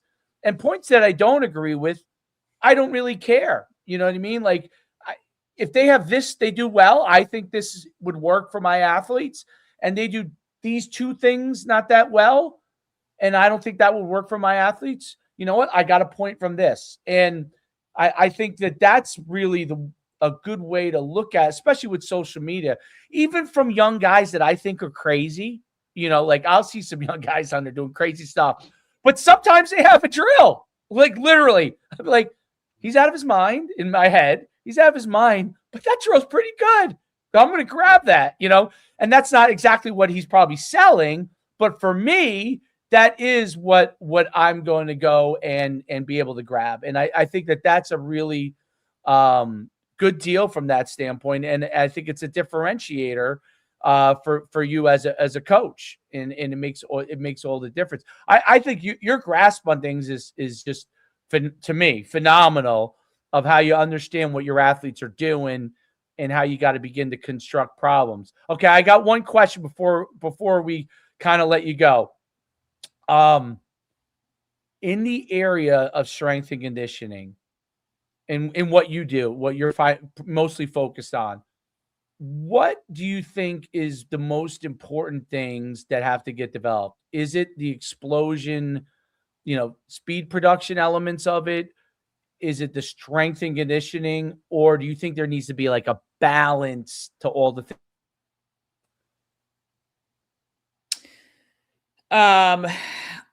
There needs to be a balance, but I will tell you that, again, we're talking in the volleyball space. Yep. The thing that I see the most underdeveloped is the strength aspect. And that will not be popular because people are like, well, what about jumping? What about this? And it's like, what is the foundation of force application? It's force production. And these kids, like, they're getting jumping on the court. They're getting change of direction on the court. What they're not getting is strength. So it's like, I'm going to always prioritize that with my high school volleyball players because the buckets of conditioning, the buckets of jumping, the buckets of agility, change of direction stuff are usually pretty full because they're playing year round. So I've got to fill that gap in. Now, if we were to have a true off season, like the collegiate program that I'm working with, right now in the first 8 weeks of their off season, like, it has been a huge strength focus. We've been doing a really like extended tempo eccentrics to kind of build the hardware coming after spring break. Like, we're going to go more into focus on power development and jumping and that kind of stuff. Not to cut you off, Missy, I just had a question. Collegiate volleyball players, there's no more club after high school. Is that how that, like, they don't go and do anything outside of the team aspect of it in terms of that? I was just curious because obviously volleyball is not the space. I was very curious to, like, what do they go and do other things? I mean, unless they're part of like the Team USA, like 20 and right. Okay. You know, that kind of stuff, which is like, you're talking like outliers of outliers on that. Yeah. Or, I mean, most of them probably go home and do something at their previous club, like lessons or open gyms or that kind of stuff in the summer. But is there nothing formal? Yeah. Is there a club call it? No, but I believe this still exists. Again, I don't really keep track on what happens. But they tend to play like a a very short 8-week spring schedule kind of thing. Okay. I need to probably touch base on that because that relates to I'm sorry. Listen, I just want. That's a good question. I was just curious as to, like, you know, because look, we know the average, obviously, like the higher level athlete, they're always itching to do more, right? And sometimes you have to pull that back. So I could see that easily being like, hey, this is our, you know, college spring league or whatever it is, and that I'm on this team and do something like that. We would do like we went on an international kind of tour thing. It was in so cool. Late May, early June. That shit. We went to Italy. So we had kind of, you know, prepped for that, and then the kids went home for a month and then came back in July. Right, because volleyball is fall sport, correct? In college, volleyball's fall sport. Yep, for women. Yeah, for women, right? Men are different, or no? Is that just here? I know very little about men's volleyball. Oh, interesting. Mm-hmm. Right, because unless it's beach. As do I, by the way, Missy. I'm a big domestic beach volleyball fan, but as far as like men's indoor volleyball, I just don't really follow it. Yeah, no, it's much smaller than women's volleyball. Women's volleyball at the collegiate level is a big deal, whereas men's volleyball, I think there's much less teams. Well, you also obviously geographically, like men's volleyball is not going to be big in the state of Texas, so I've not had a ton of exposure to it. No doubt, and I've never trained it. So just like here in Jersey, it's really kind of like some schools have it. Some, like most schools, I think everybody has girls volleyball though. Everybody has girls, not men. I don't think it's because it's different seasons. Like women's volleyball is still big in New Jersey. It's not. It's men's volleyball that's very small. Very small, like literally, I don't know if 20 teams have it in the state. I'd be shocked. You know, obviously, the ones down by the beach have like for where we are. The ones down by the beach have it. Southern is great because they're down by the beach. I was just curious as to, because I know, like, you know, like the college athlete wants to do more. I didn't know if there was some formal type of like, hey, you go and play in this when you're, you know, working out, you know, it's not the season, but like you still want to play games rather than just, you know, more to develop their skills, I guess, like, you know, in that aspect. I was just curious. I just am unfamiliar with the space. Well, don't worry. The NCAA has made it where you can train skills year round. So there's we're not wanting for skill development in any sport these days. We know that. Yeah. There's no doubt about it. I thought I saw a funny you ever see John Gruden do the unboxings of all the university stuff things? I don't know. Yeah, he said they send him gear and shit. NAIA sent him gear, which is a hard thing to say. NAIA.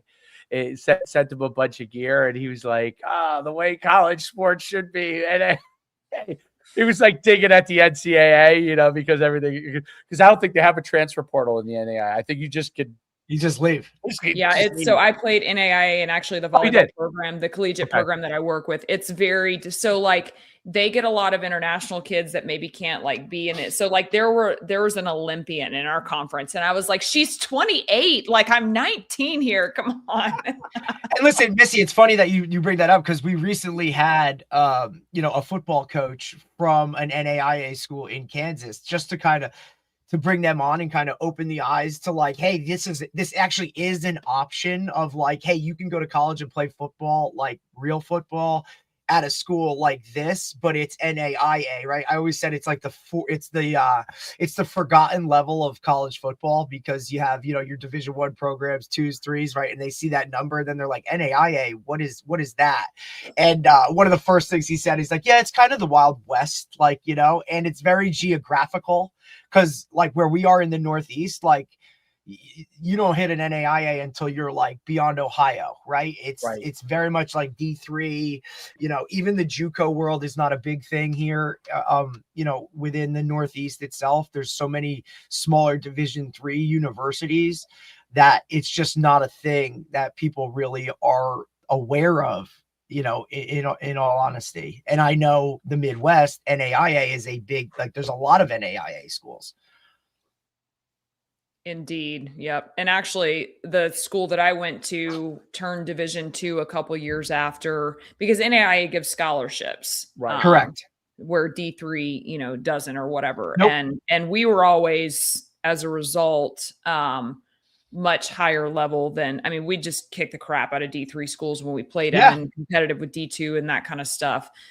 So yeah, there's some pretty decent volleyball. Like when I went and watched the conference tournament, I was like, oh, this is like, pretty good. It's not D1 ball by any means, but a lot of the difference there is size, right? Correct. Like skill level is good. Right? But they're just not 6'4" across the front row. Look, I even preface it too. Like, I went to an FCS program, Sacred Heart in Connecticut, and then transferred to a Division III program, but I tell people all the time, like, that was the difference. And I played with a lot better players at Montclair State. And it wasn't, it was just it was a measurable thing. It was, you weren't 6 foot, so you didn't get that opportunity at that level. Cause that's kind of what they are. That's why it's funny you made that, or it's coincidental that you said that because you see a lot of NAIA programs when they transfer, they change from an NAIA, they jump right to the D2 level. Like they don't go to it like, hey, we're going to become a D3 program. Well, no, we've already been giving scholarships. Now let's just get that D2 level of now we're NCAA because we've already been doing scholarships. You don't see them they change to a Division III program. They always make that jump. When we had, her name's slipping, Texar Cannon, right? She was a softball coach. They're making the transition from an NAIA program for into a Division III program for their sports. Texas A&M, Texar Cannon. So when she was speaking about her program making that jump, like a lot of them that's where they go. So it's very interesting. Missy, thank you so much for the time. You got a great Instagram page too. Tell everybody what that page is.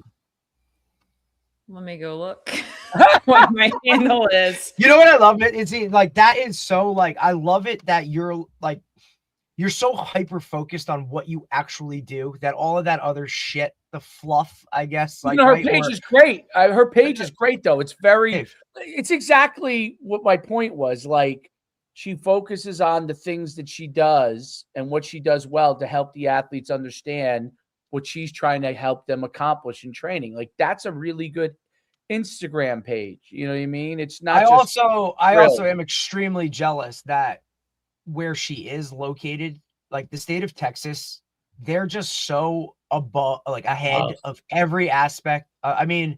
Missy, we're just better. Like we really are better. Like people have that mindset that Texans think we're better and you actually are. And it's like, no, we truly are. Like when I hear people talk about sports in other states, I'm like, it's a joke. Ugh. It's literally a joke. Like, Missy, I mean, like the studies that have come out, because, you know, the first block of the day is a sports block where you meet with your team. It's incorporated to school. And just like for us to do something like here we are. I begged my wife to let me move there. She will not let me move. Our family's here, but I beg her. We can't, you know, like my son is convinced now. He knows. I said, all right, if we move, where should we go? Like, you want to go to Charleston, South Carolina, which is beautiful, or he's like, Texas. Texas, which is ugly and really hot and also somehow really cold. And then he wants those training facilities. He sees the stadium. Tornadoes. Well, the facility is just the investment across the board in athletics in terms of developing the student athlete, the well-rounded human being of, you know, this matters and it's going to help you with everything that you do. Just the hyper focus on it. It just makes it so different, right? That they actually care about it. I mean, here we are, you know, having discussions about like, well, can I play another sport? Because if I do, I won't be able to work out because, you know, the weight room's only open at this time. And like all this other just nonsense on the outside of like, man, why can't we just put it within the school day itself and go? Like, to your point, the full-time strength and conditioning coach at a high school here in New Jersey, like very few and far in between. And if they are, they're still teaching a class load. And it's not just strength and conditioning. Like there's still a, you know, phys ed teacher and have to teach, you know, whatever it is, or they're a coach, you know what I mean? It's usually like we said, a coach that now has another hat to wear. And how good can you really be at that world? Right? Like maybe you're really good with it with your team, the football coach, because that's usually who gets tabbed it because it's the biggest one.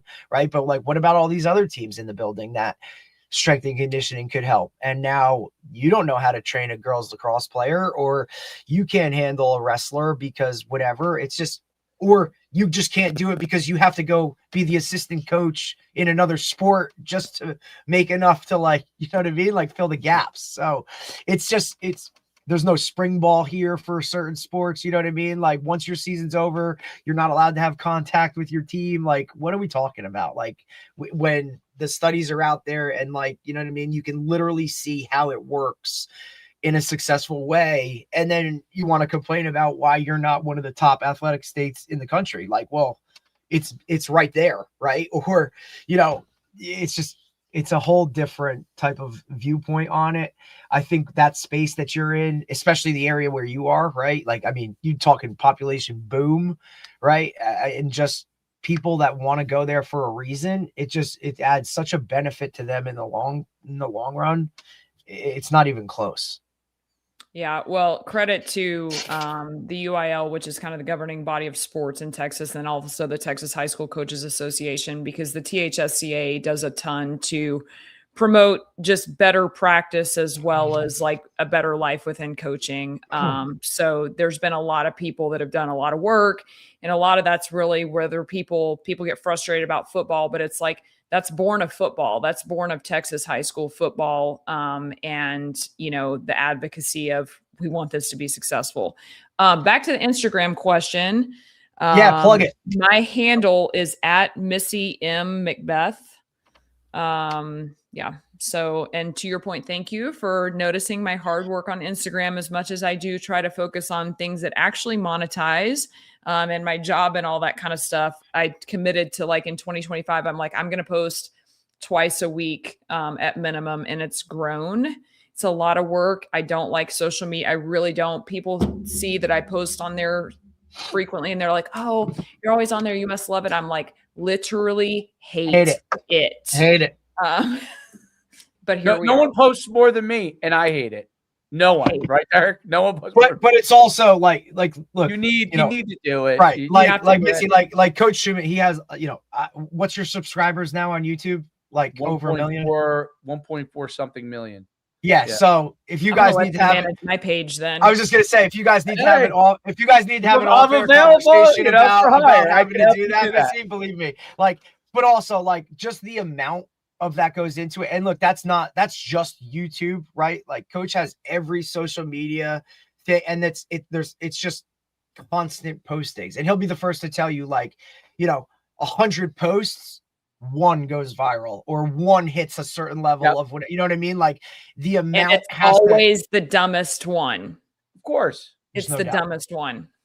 It's click. It's like, it's what it, and you're, there's no real That's the rhyme thing or you want to be reason. careful that you don't want to be end up being known for, you know what I mean? But you're right. Like it's the crazier.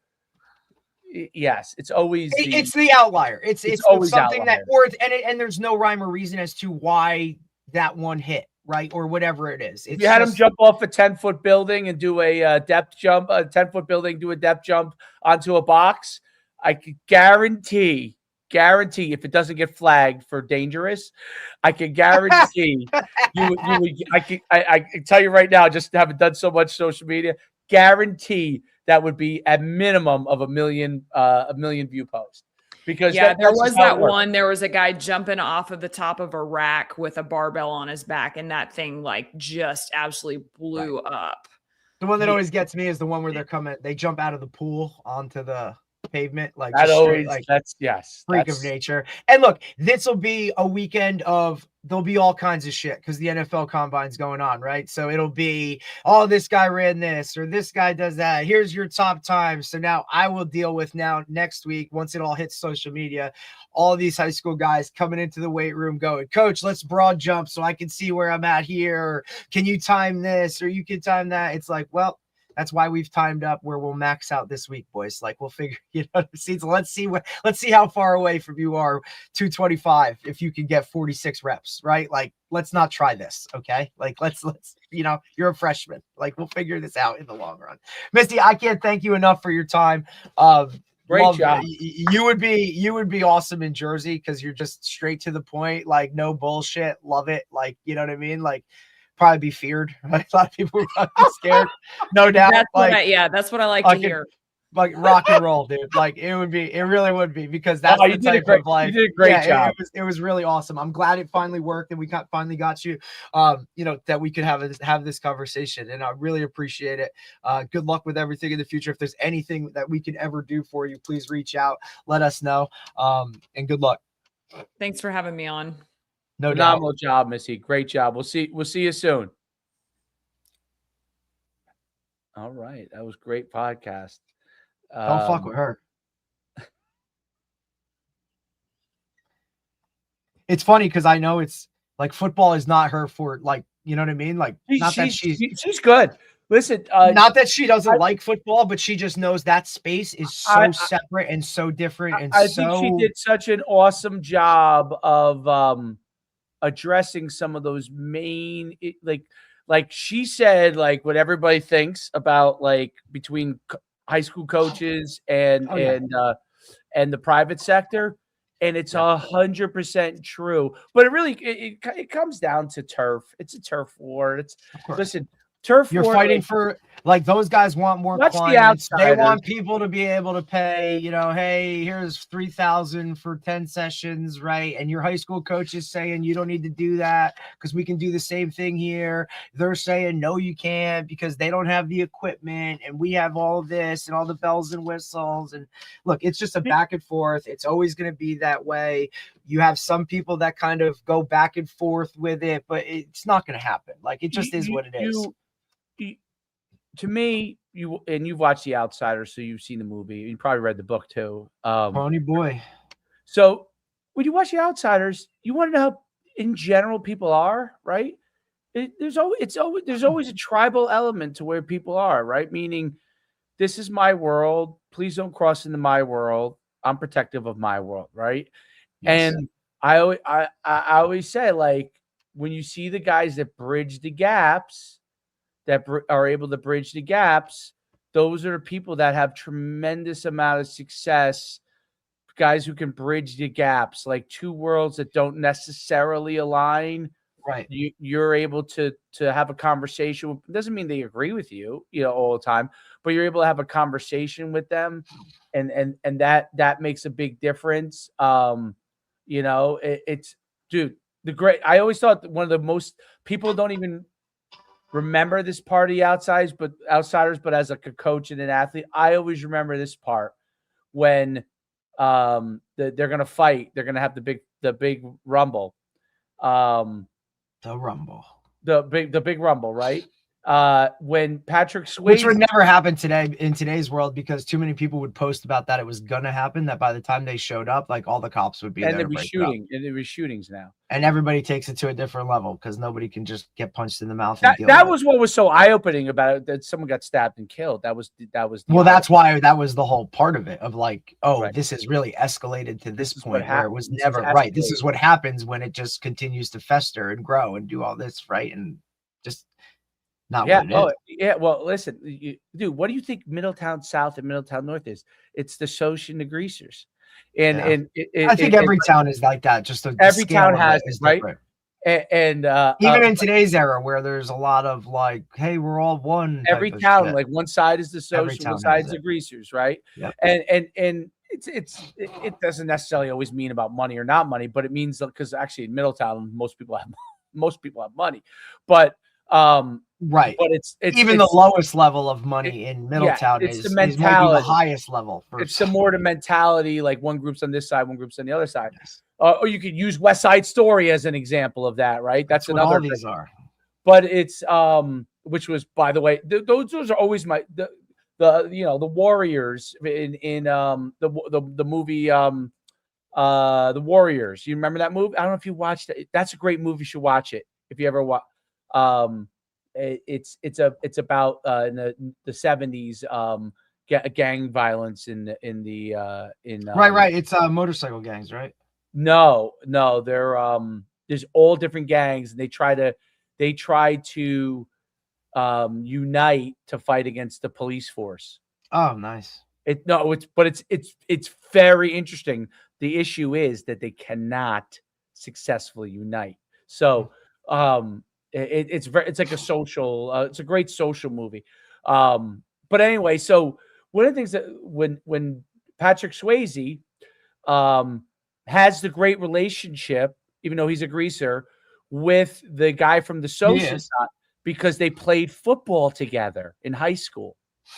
They played high school football together. So even though they're on the opposite sides and they're about to battle, they both have this mutual respect for each other because they both played football together, and they were both upset that it came down to this moment, right? Because they both, even though they're both on their sides, they played football together, and they were both really like, because they would tease him. They would tease Patrick Swayze about, you're friends with so and so. You know what I mean? We played football together. Like, they had mutual respect for each other. I always came away from that as being a football coach and football player, as like football really does bring people together, because these are two guys from the opposite sides of the tracks who would never get along, never talk to each other outside if they didn't play football, and they actually know that each other, it's actually ridiculous, but they're in this world. You know what I'm saying? They're both in this world, but they're actually friends with each other. And I always like, that's what I thought. Outsiders, like, that's a book that all people should read.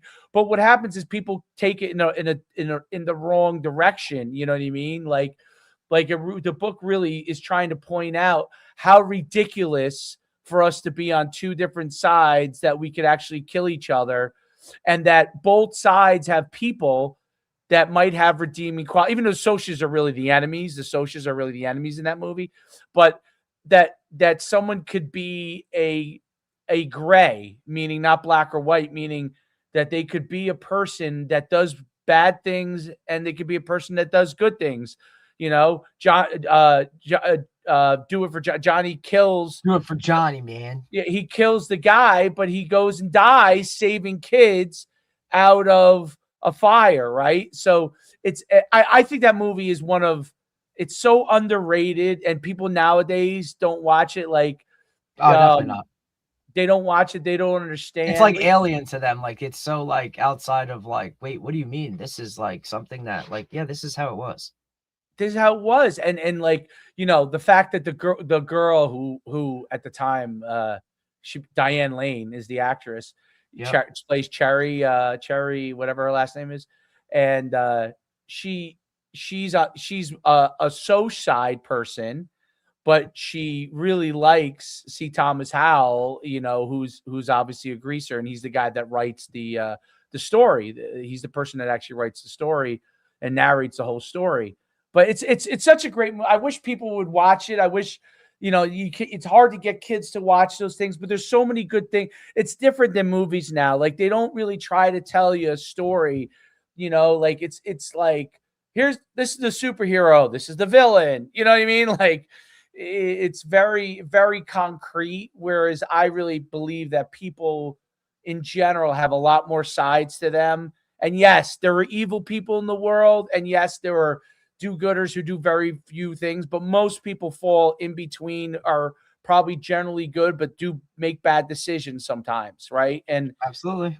And I think that is less put out there in the world today than it should be, because that's really the truth of how people are. Like, fire this guy, he made a mistake. Fire, it's like, okay, well, what about all the other great things that he did? You know what I mean? Right. Like, let's just focus on the one negative. He screamed at a kid too much, And I by the way, that's why I like him or hate him. Like, people think that Dan Hurley's a jerk and all this kind of stuff. I'm like, dude, he's great, man. Like, he gets out of control, no doubt about it. He's also phenomenal leader. Like, let's understand what's he figures things out. He gets people to reach deeper than they probably would be able to. And he himself is a dark human being. Dark. Very. Like, oh yeah, he's got a lot. Yeah, I mean, this story is crazy, like, yeah, but and he all days. Yeah, and that has made him. Look, his father would be what you would call, he would be Saint Hurley. You know what I mean? Not that he wasn't tough on the kids, but obviously his father was a high school coach, taking underprivileged kids, helping them have an opportunity to succeed for the most part. All the championships, all the things he did, gave his own money, to the school, right? Several times. And, his son has become the coach that he is because he got to learn from his father, and he's not his father, which I think probably was a hard thing. In my opinion, had to be the hardest thing for him. I'm not the guy. Yeah. Or I'm not my brother. Or I'm not my brother. I'm not going to be, no one's going to go and say, Dan Hurley, Hall of Fame, greatest coach of all time. We love him. They're going to say that about his father. You know what I'm saying? They may say Dan Hurley, greatest coach of all time, but no one's going to, because the way his personality is, and he had to become okay with who he was. Like, you got to become okay with who you are. And yeah, does it feel good if some people don't like you? No one likes when people don't like them. Like, you have to feel good about the fact that you are who you are, and you know what? Like, at the end of the day, I can't be Derek. Derek can't be me. Like, you have to be comfortable with that, and that's okay. That's what I loved about her, by the way. To me, like, I mean, that's just kind of who I am, or and really become. Like, I love the fact that she is who she is. She's like, hey, this is what I think. This is what I believe, and it's really, really good stuff. And with Texas, I think your point's really valid with Texas. What I learned, the first event I ran in Texas, Derek, I'll never forget it. I'll never. Like, this place is different. When those kids rolled into Cedar Hill High School, okay, and they came there, and we got in the field in warm-ups, and I'm like, oh, Texas athletes are pretty good. Right. I get, yeah, Texas, blah, blah. And we went through the testing, and the testing was good. But I've told you my stories about Louisiana. I was just blown away what the Louisiana athletes could do. I'd been to Florida, obviously. Florida athletes were doing freakish crap, And then we got to the skill part. And I was shocked at how skilled they were. They were as fast as anywhere else, you know what I'm saying? But it wasn't where I was like, oh, there's so much fast. They obviously had bullets too, but I wasn't like, oh, this state is faster than Florida or California. No, they were on par. Same thing with Louisiana. You had some really fast kids. And then the skills went, and the way they listened, and the way that they went from drill to drill in precision, like in the Army. Like you didn't have to say anything. You know what I'm saying? Like you didn't have to on it. They were on it. They were lined up, ready to run one-on-ones. You told them to go here. They went there. Game face on, waiting for your instructions, not looking off in 50 million directions, which Jersey kids still do to this day. Okay. They were not, these were freshmen and sophomores and eighth graders, Derek. It wasn't seniors and juniors. And they were locked in, focused. And I was like, this place is amazing. It was the first place I went to that the head coach who we hosted it with, I never saw him. I communicated with him, phone and stuff. Joey McGuire, now the head coach at Texas Tech. Yep. Okay. Joey McGuire came out. I think he said hello to me one time of the time there. I think we did a few events there. But he had Calvin Ruzica out there, ready to go. Whatever time I showed up, waiting for me, met me, had him or whoever we needed to do ready to go, open facilities, open it up. What did you need? I mean, Joey McGuire had his guy as if it was Joey McGuire. It was just, and you know why he picked Calvin Ruzica? Guess why he picked Calvin Ruzica to come out and work with me? Take a guess. Calvin Ruzica was originally from New Jersey. Got it. So he was so smart. Is like, I'm going to put a guy out there that can say, hey, I'm from, so-and-so. I don't remember where Calvin was from. You know what I mean? Immediately bridge the gap. This is how we do it in Texas. Cool. Awesome. You know what I mean? So it wasn't like, this. Yeah. I mean, so that was my first impressions. And I was just like, I mean, besides the stadium and all that other stuff, like, you pull off the highway, like, he's like, you won't miss it. I'm like, what do you mean? Like, no, you won't miss it. I'm like, okay. So I'm coming along the highway. I see the exit. I'm, you're all nervous. You know what I mean? Like, you don't want to be late. You don't want to, you don't want to miss the place. And then, you miss your meeting time with the coach. You know what I mean? And I'm coming in there the day before. And I can't remember who I was with, but I'm like, he was right. You can't miss it. As you're coming towards there, it is. There it is to your left, right off the highway. Boom. There it was. Gigantic stadium.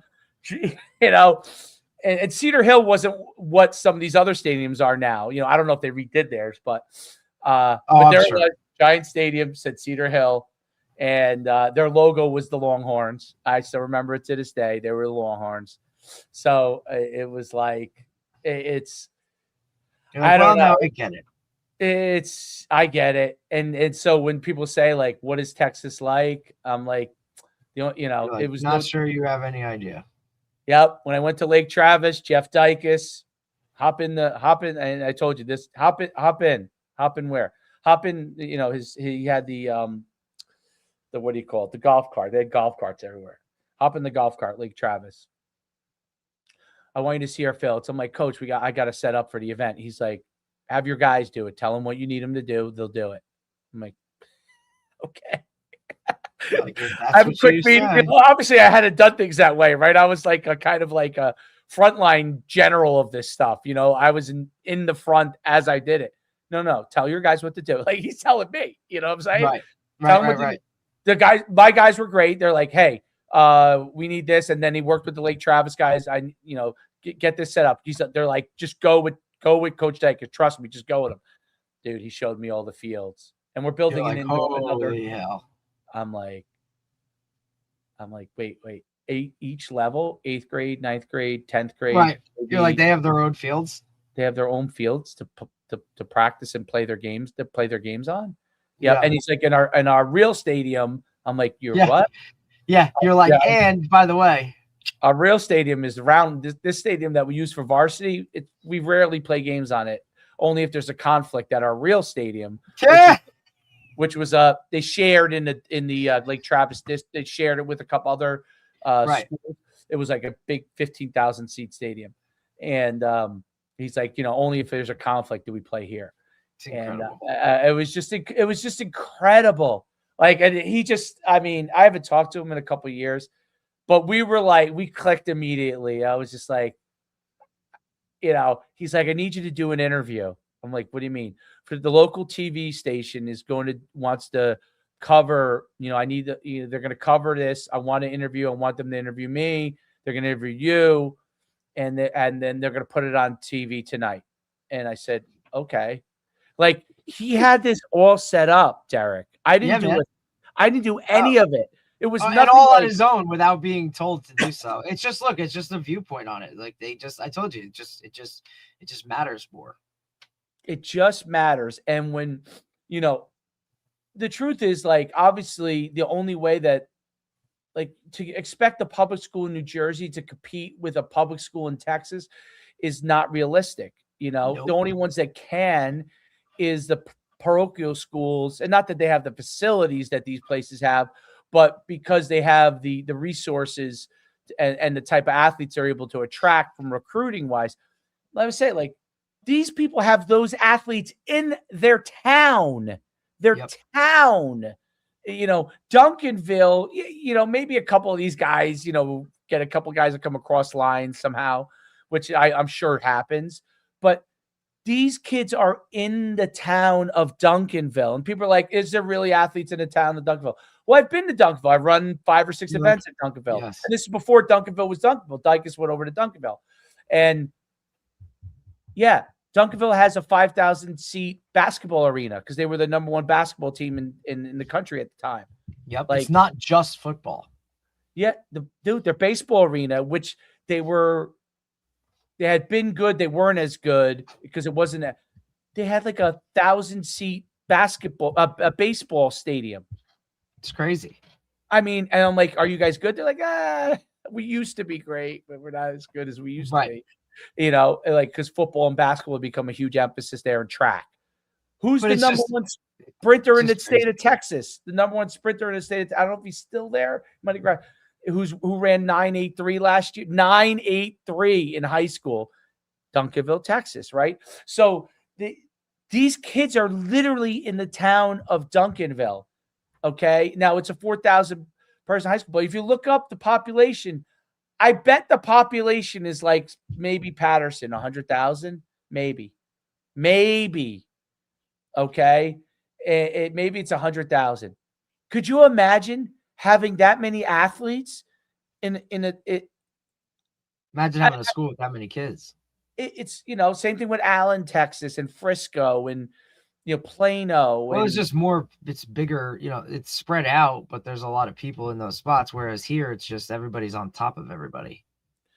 Yeah. And it's obviously there's more population, but but the towns, like the only equivalent, like where I see it could happen is like, it could happen in Wayne. It could happen in Brick. It could happen in Middletown.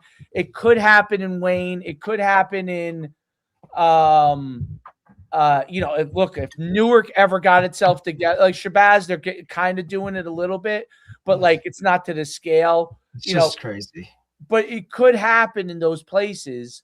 That would be how they would handle it in Texas. I mean, they would say, in Newark, okay, these are our 4 high schools in Newark: Newark East, Newark West, Newark North, Newark South. Those are the 4 high schools. Okay. All of them are going to have phenomenal resources. All of them are going to have a giant stadium. All those kids from the time they're in middle school are going to be able to have access to resources. From the time they're, out of elementary school into middle school, they're going to have all that access to it. Right. And, elementary schools in Texas are like any other elementary schools. But when you get to middle school is where you see how they put the resources into everything. Right. And the middle school corresponds with the high school, right? Like, it's not their own separate entity. With the high school. 100%. Like, they all jive together. It's like Elizabeth has like pretty nice facilities, but they're not all coordinated. It may be how Elizabeth used to be in the 80s. How it was all coordinated in one direction. Maybe you could have had an opportunity there, but they do this like Duncanville's like middle class. It's not, this is not you're not talking about Plano or Allen, which is a wealthy community that they have it. That's the highest those are the highest per capita incomes in Texas. They're doing it in Houston at Westfield, which was an inner city program. When we ran our event in Houston, Westfield, 5-foot practice fields. Like one year we had to run the event at the middle school. We had some conflict. We had to run the event at the middle school field. Like they had 3 fields there. You know what I mean? When we did we did a 900 person event in Westfield over the course of one day, and we did it on their 4 practice fields. It's crazy. We didn't use their game facility was in town. You know what I mean? They had like a 10,000. Yeah. So it wasn't on campus. They would travel, to that. But there are 4 practice fields. We ran, and when I say Bermuda grass, Derek, Bermuda grass, dude. Where did their head coach go? Their head coach was I think now he might be back at high school, but he was at Houston. He was the associate head coach at Houston. He went on, phenomenal guy. Corby Meekins, dude. Corby Meekins, come inside. Coach Human and team, come inside. What time you guys getting down here the day before? We'll be here. Come down. All 8 coaches that were on staff. All 8. They're all available to you, coach. Okay. Right, whatever you need. Do I have to pay them? If you pay them, that'd be great. Whatever you give them, they're happy. Okay. I'm like, okay. Is it cool? We give them $100. Well, that's the other thing too. Like in Texas, like in order to coach at the high school, like you have to be an employee of that school. Like maybe some, most districts are that way, right? Like they definitely are, but they're just way, the head coach, the OC, the DC. Maybe the OC and DC have some class. Those guys have. Yeah, the head coach just does that, but the other guys sometimes, like whatever. But it's like they're not. Like they're teaching 2 classes a day, or it's not a tested subject. You know what I mean? Like the focus is for what it is, and that's, football. But they want guys in the building so that, they're aware of kind of what's going on. They're visible. You know what I mean? Like they're that. Like now there's some stipulations of like, hey, you might have to coach like another sport or whatever. But believe me, football is the focus. You know how these guys are. This is how the good guys, obviously I was around a lot of good guys. So I was lucky because a lot of Texas coaches wouldn't let me come in being from Jersey. But the guys that I like, Joey McGuire, I didn't know him that well, but he would communicate immediately back to me. You know what I mean?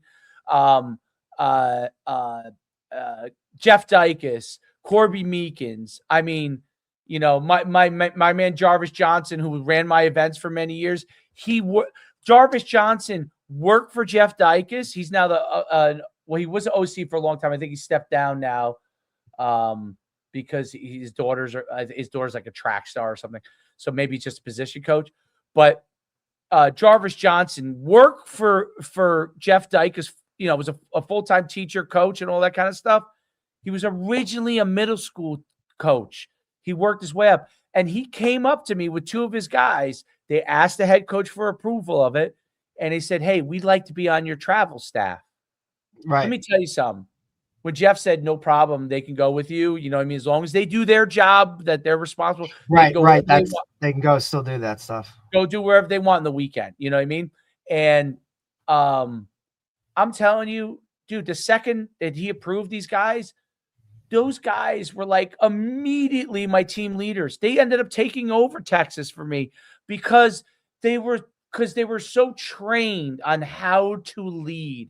And at the time, Jarvis was just a running back coach. He eventually moved his way. They were already. You could already see that they were like, hey, these guys are ready to man! Go. And by the way, so fun too. Like it wasn't like they weren't stiffs or anything. Like they would go out, have a great time. They were great guys, and then still get work done.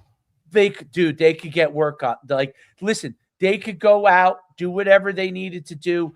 They're always early. They'd always be looking at me because how I'm coming. If I said 6:30, I'm there at 6:31.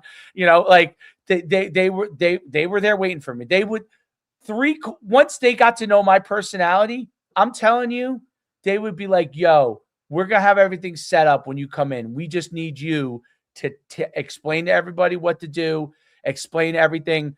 They'll all be here ready." Like I'm just telling you, it was amazing. And Jeff, Jeff and Corby Meekins come into my office. They wanted to show you their facilities. They had such pride in what they did, what they were doing. Like, he would be like, yo, take my strength and conditioning book, literally. Like, it wasn't a book, like they wrote a book. They had, it was a gigantic pamphlet of their system. You know what I mean? That every coach had.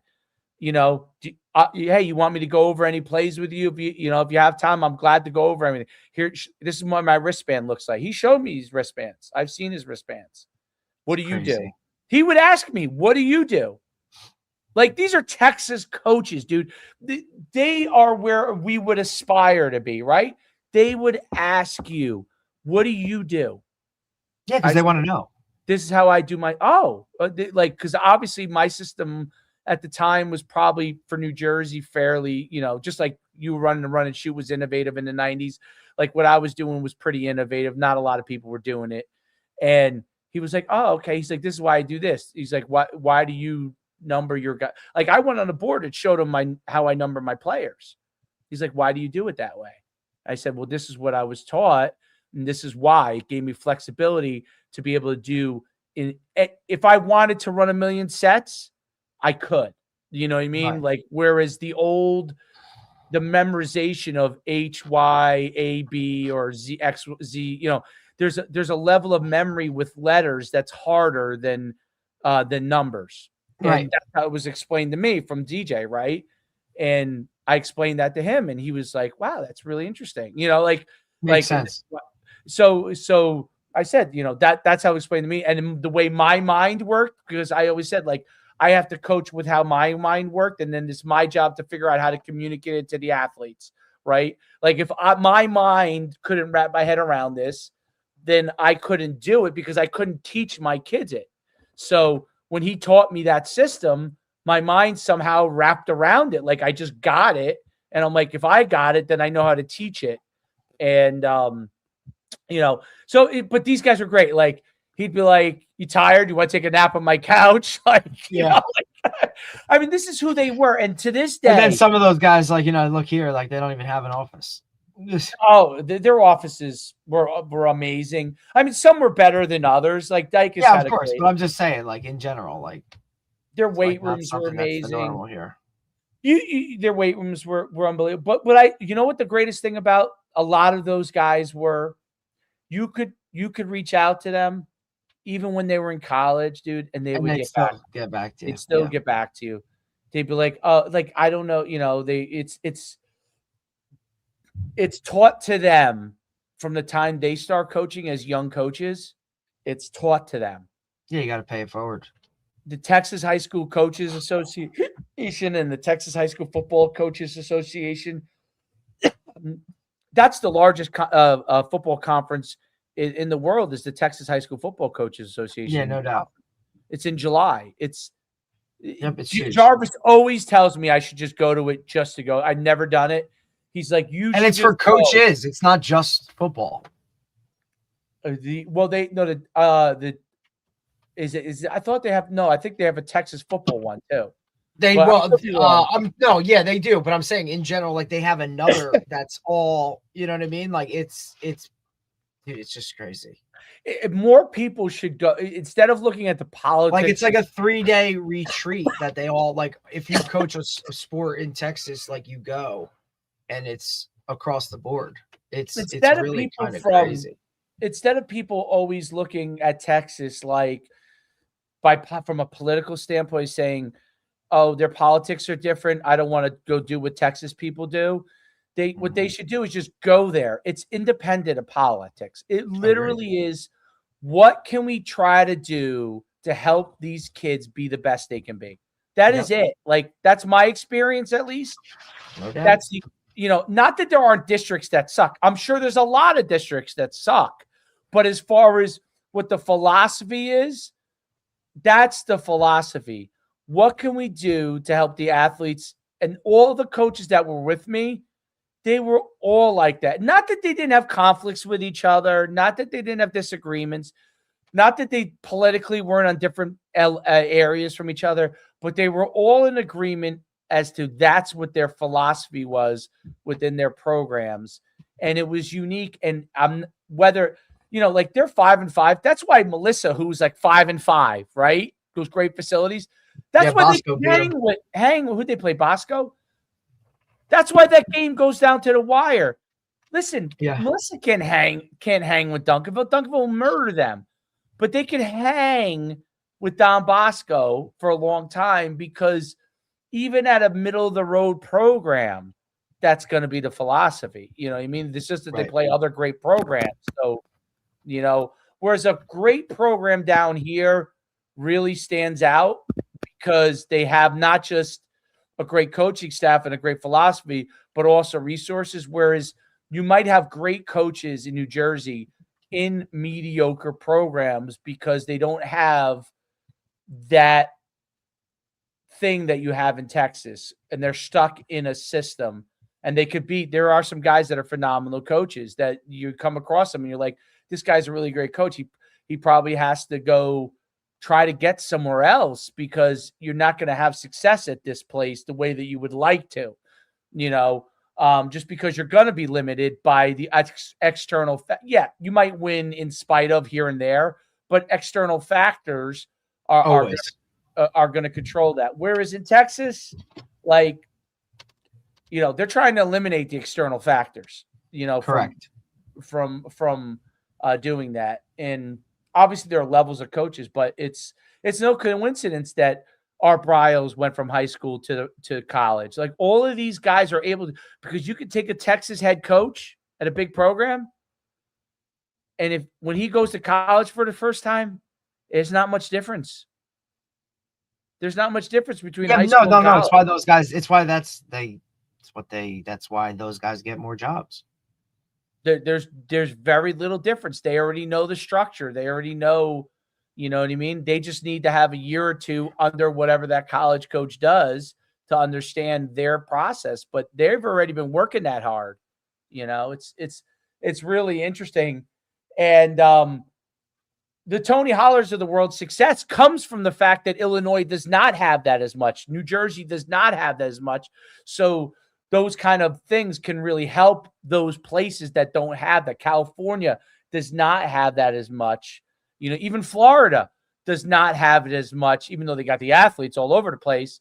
They don't have it as much. Whereas Texas does, Georgia now does, South Carolina does, a good part of Alabama does. And Louisiana's trying to do it more. There's a have and have nots. But you see that, and it's very interesting. But anyway, great pod. I've taken too much of your time. I will tomorrow let you go. We are 10 a.m. with John Betchel, who just finished at Johns Hopkins, but was originally a linebacker at UConn. So, I did. What year did he play? This was his 5th year. He left after. I think he left after his 5th year. He was a starting middle linebacker, played a shit ton as a younger guy, and then I think tore his ACL, and then kind of transitioned to hey, I have one more year, let me go do it at Johns Hopkins. So just an interesting story of his process of coming to fruition of hey, I'm gonna go here and finish up. So it'll be cool to talk to him. I've known him for a little while. Yeah, that's the name sounds familiar. That looks great. That sounds great. Great pod. I love She's that awesome. guest. She's awesome. I love that guest. I think she was like, these guys like me. Dude, she was phenomenal. And because that's I don't know. It's just a different perspective on it too, and but just straight shooter. Yeah, she was straight shooter. I mean, the girl Lindsey Wilson was a straight shooter. Oh, no doubt. That's what I think. They're comfortable, but they feel comfortable to come on and do that. Lindsey Wilson, I think she might be able to. It'd be a battle between me and her in 1-on-1. You may.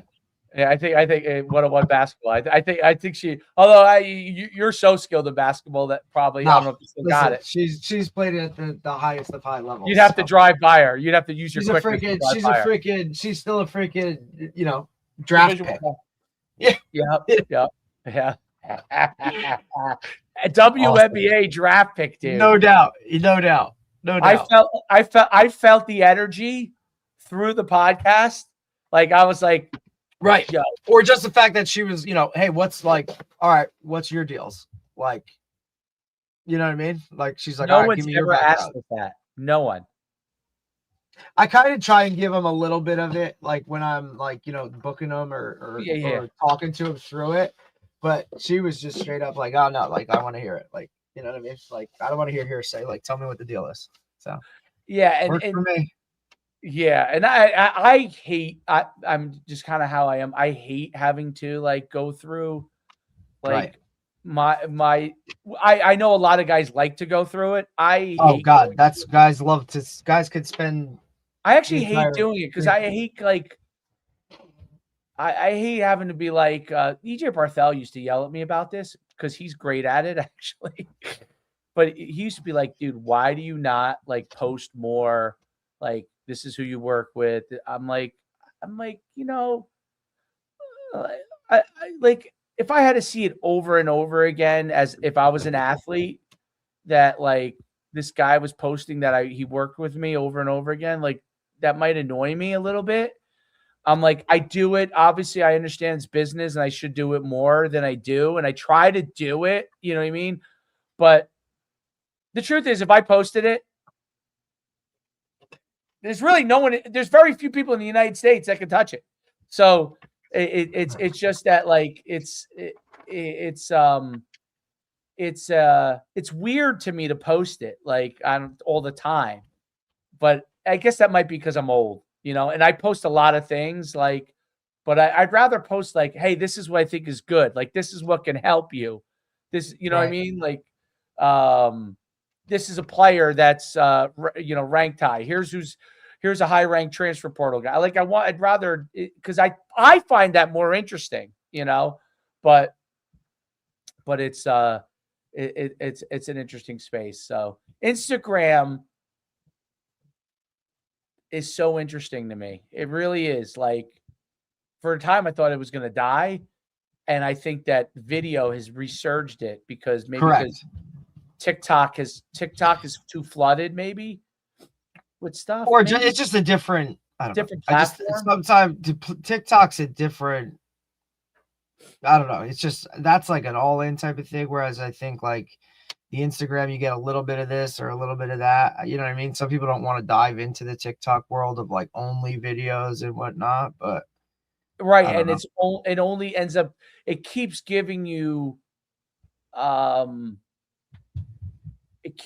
things that you don't necessarily want. I think TikTok sometimes, right? Like, I don't know if you've noticed that. Like, I'm like, I don't care about this. I don't care about that. Like, is that my algorithm? So whereas Instagram somehow has improved its algorithm, even if it's something I'm not interested in, it's usually within the sector of what I'm looking to watch on, The only thing it doesn't do well is that rewind part, which annoys me. Like I want to rewind and slow things down sometimes, and it doesn't do it as well as TikTok does a better job at that. Obviously, YouTube does a decent job at that, but it doesn't. I wish they would just put a feature where like you could, that scroll where you could, because I like to watch some things in slow motion when a guy talks about it, and like, is what he's saying actually happening? Right. You know what I mean? Because I don't know if some of that gives you that access. Instagram doesn't do it as well for some reason, but because I don't think I don't think Instagram was based to be like a video platform originally. Yeah, it was just hit this. Yeah, it's evolved, and I actually think it's maybe the best one for video. If they actually put that little feature, that like, because I like the plays.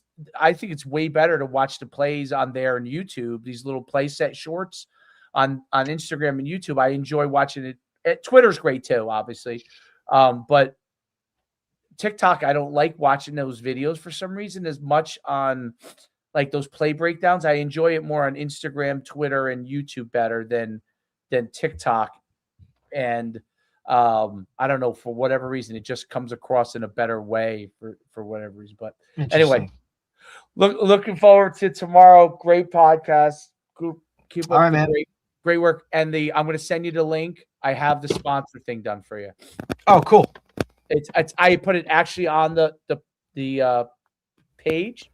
So you can actually, if you want, just send them the page. And if you look at it, you think that something should be changed, just tell me, like clarified better or something. Just cool. Awesome. Yeah, I'll take a look. Sounds good. Cool. All right, man. Later.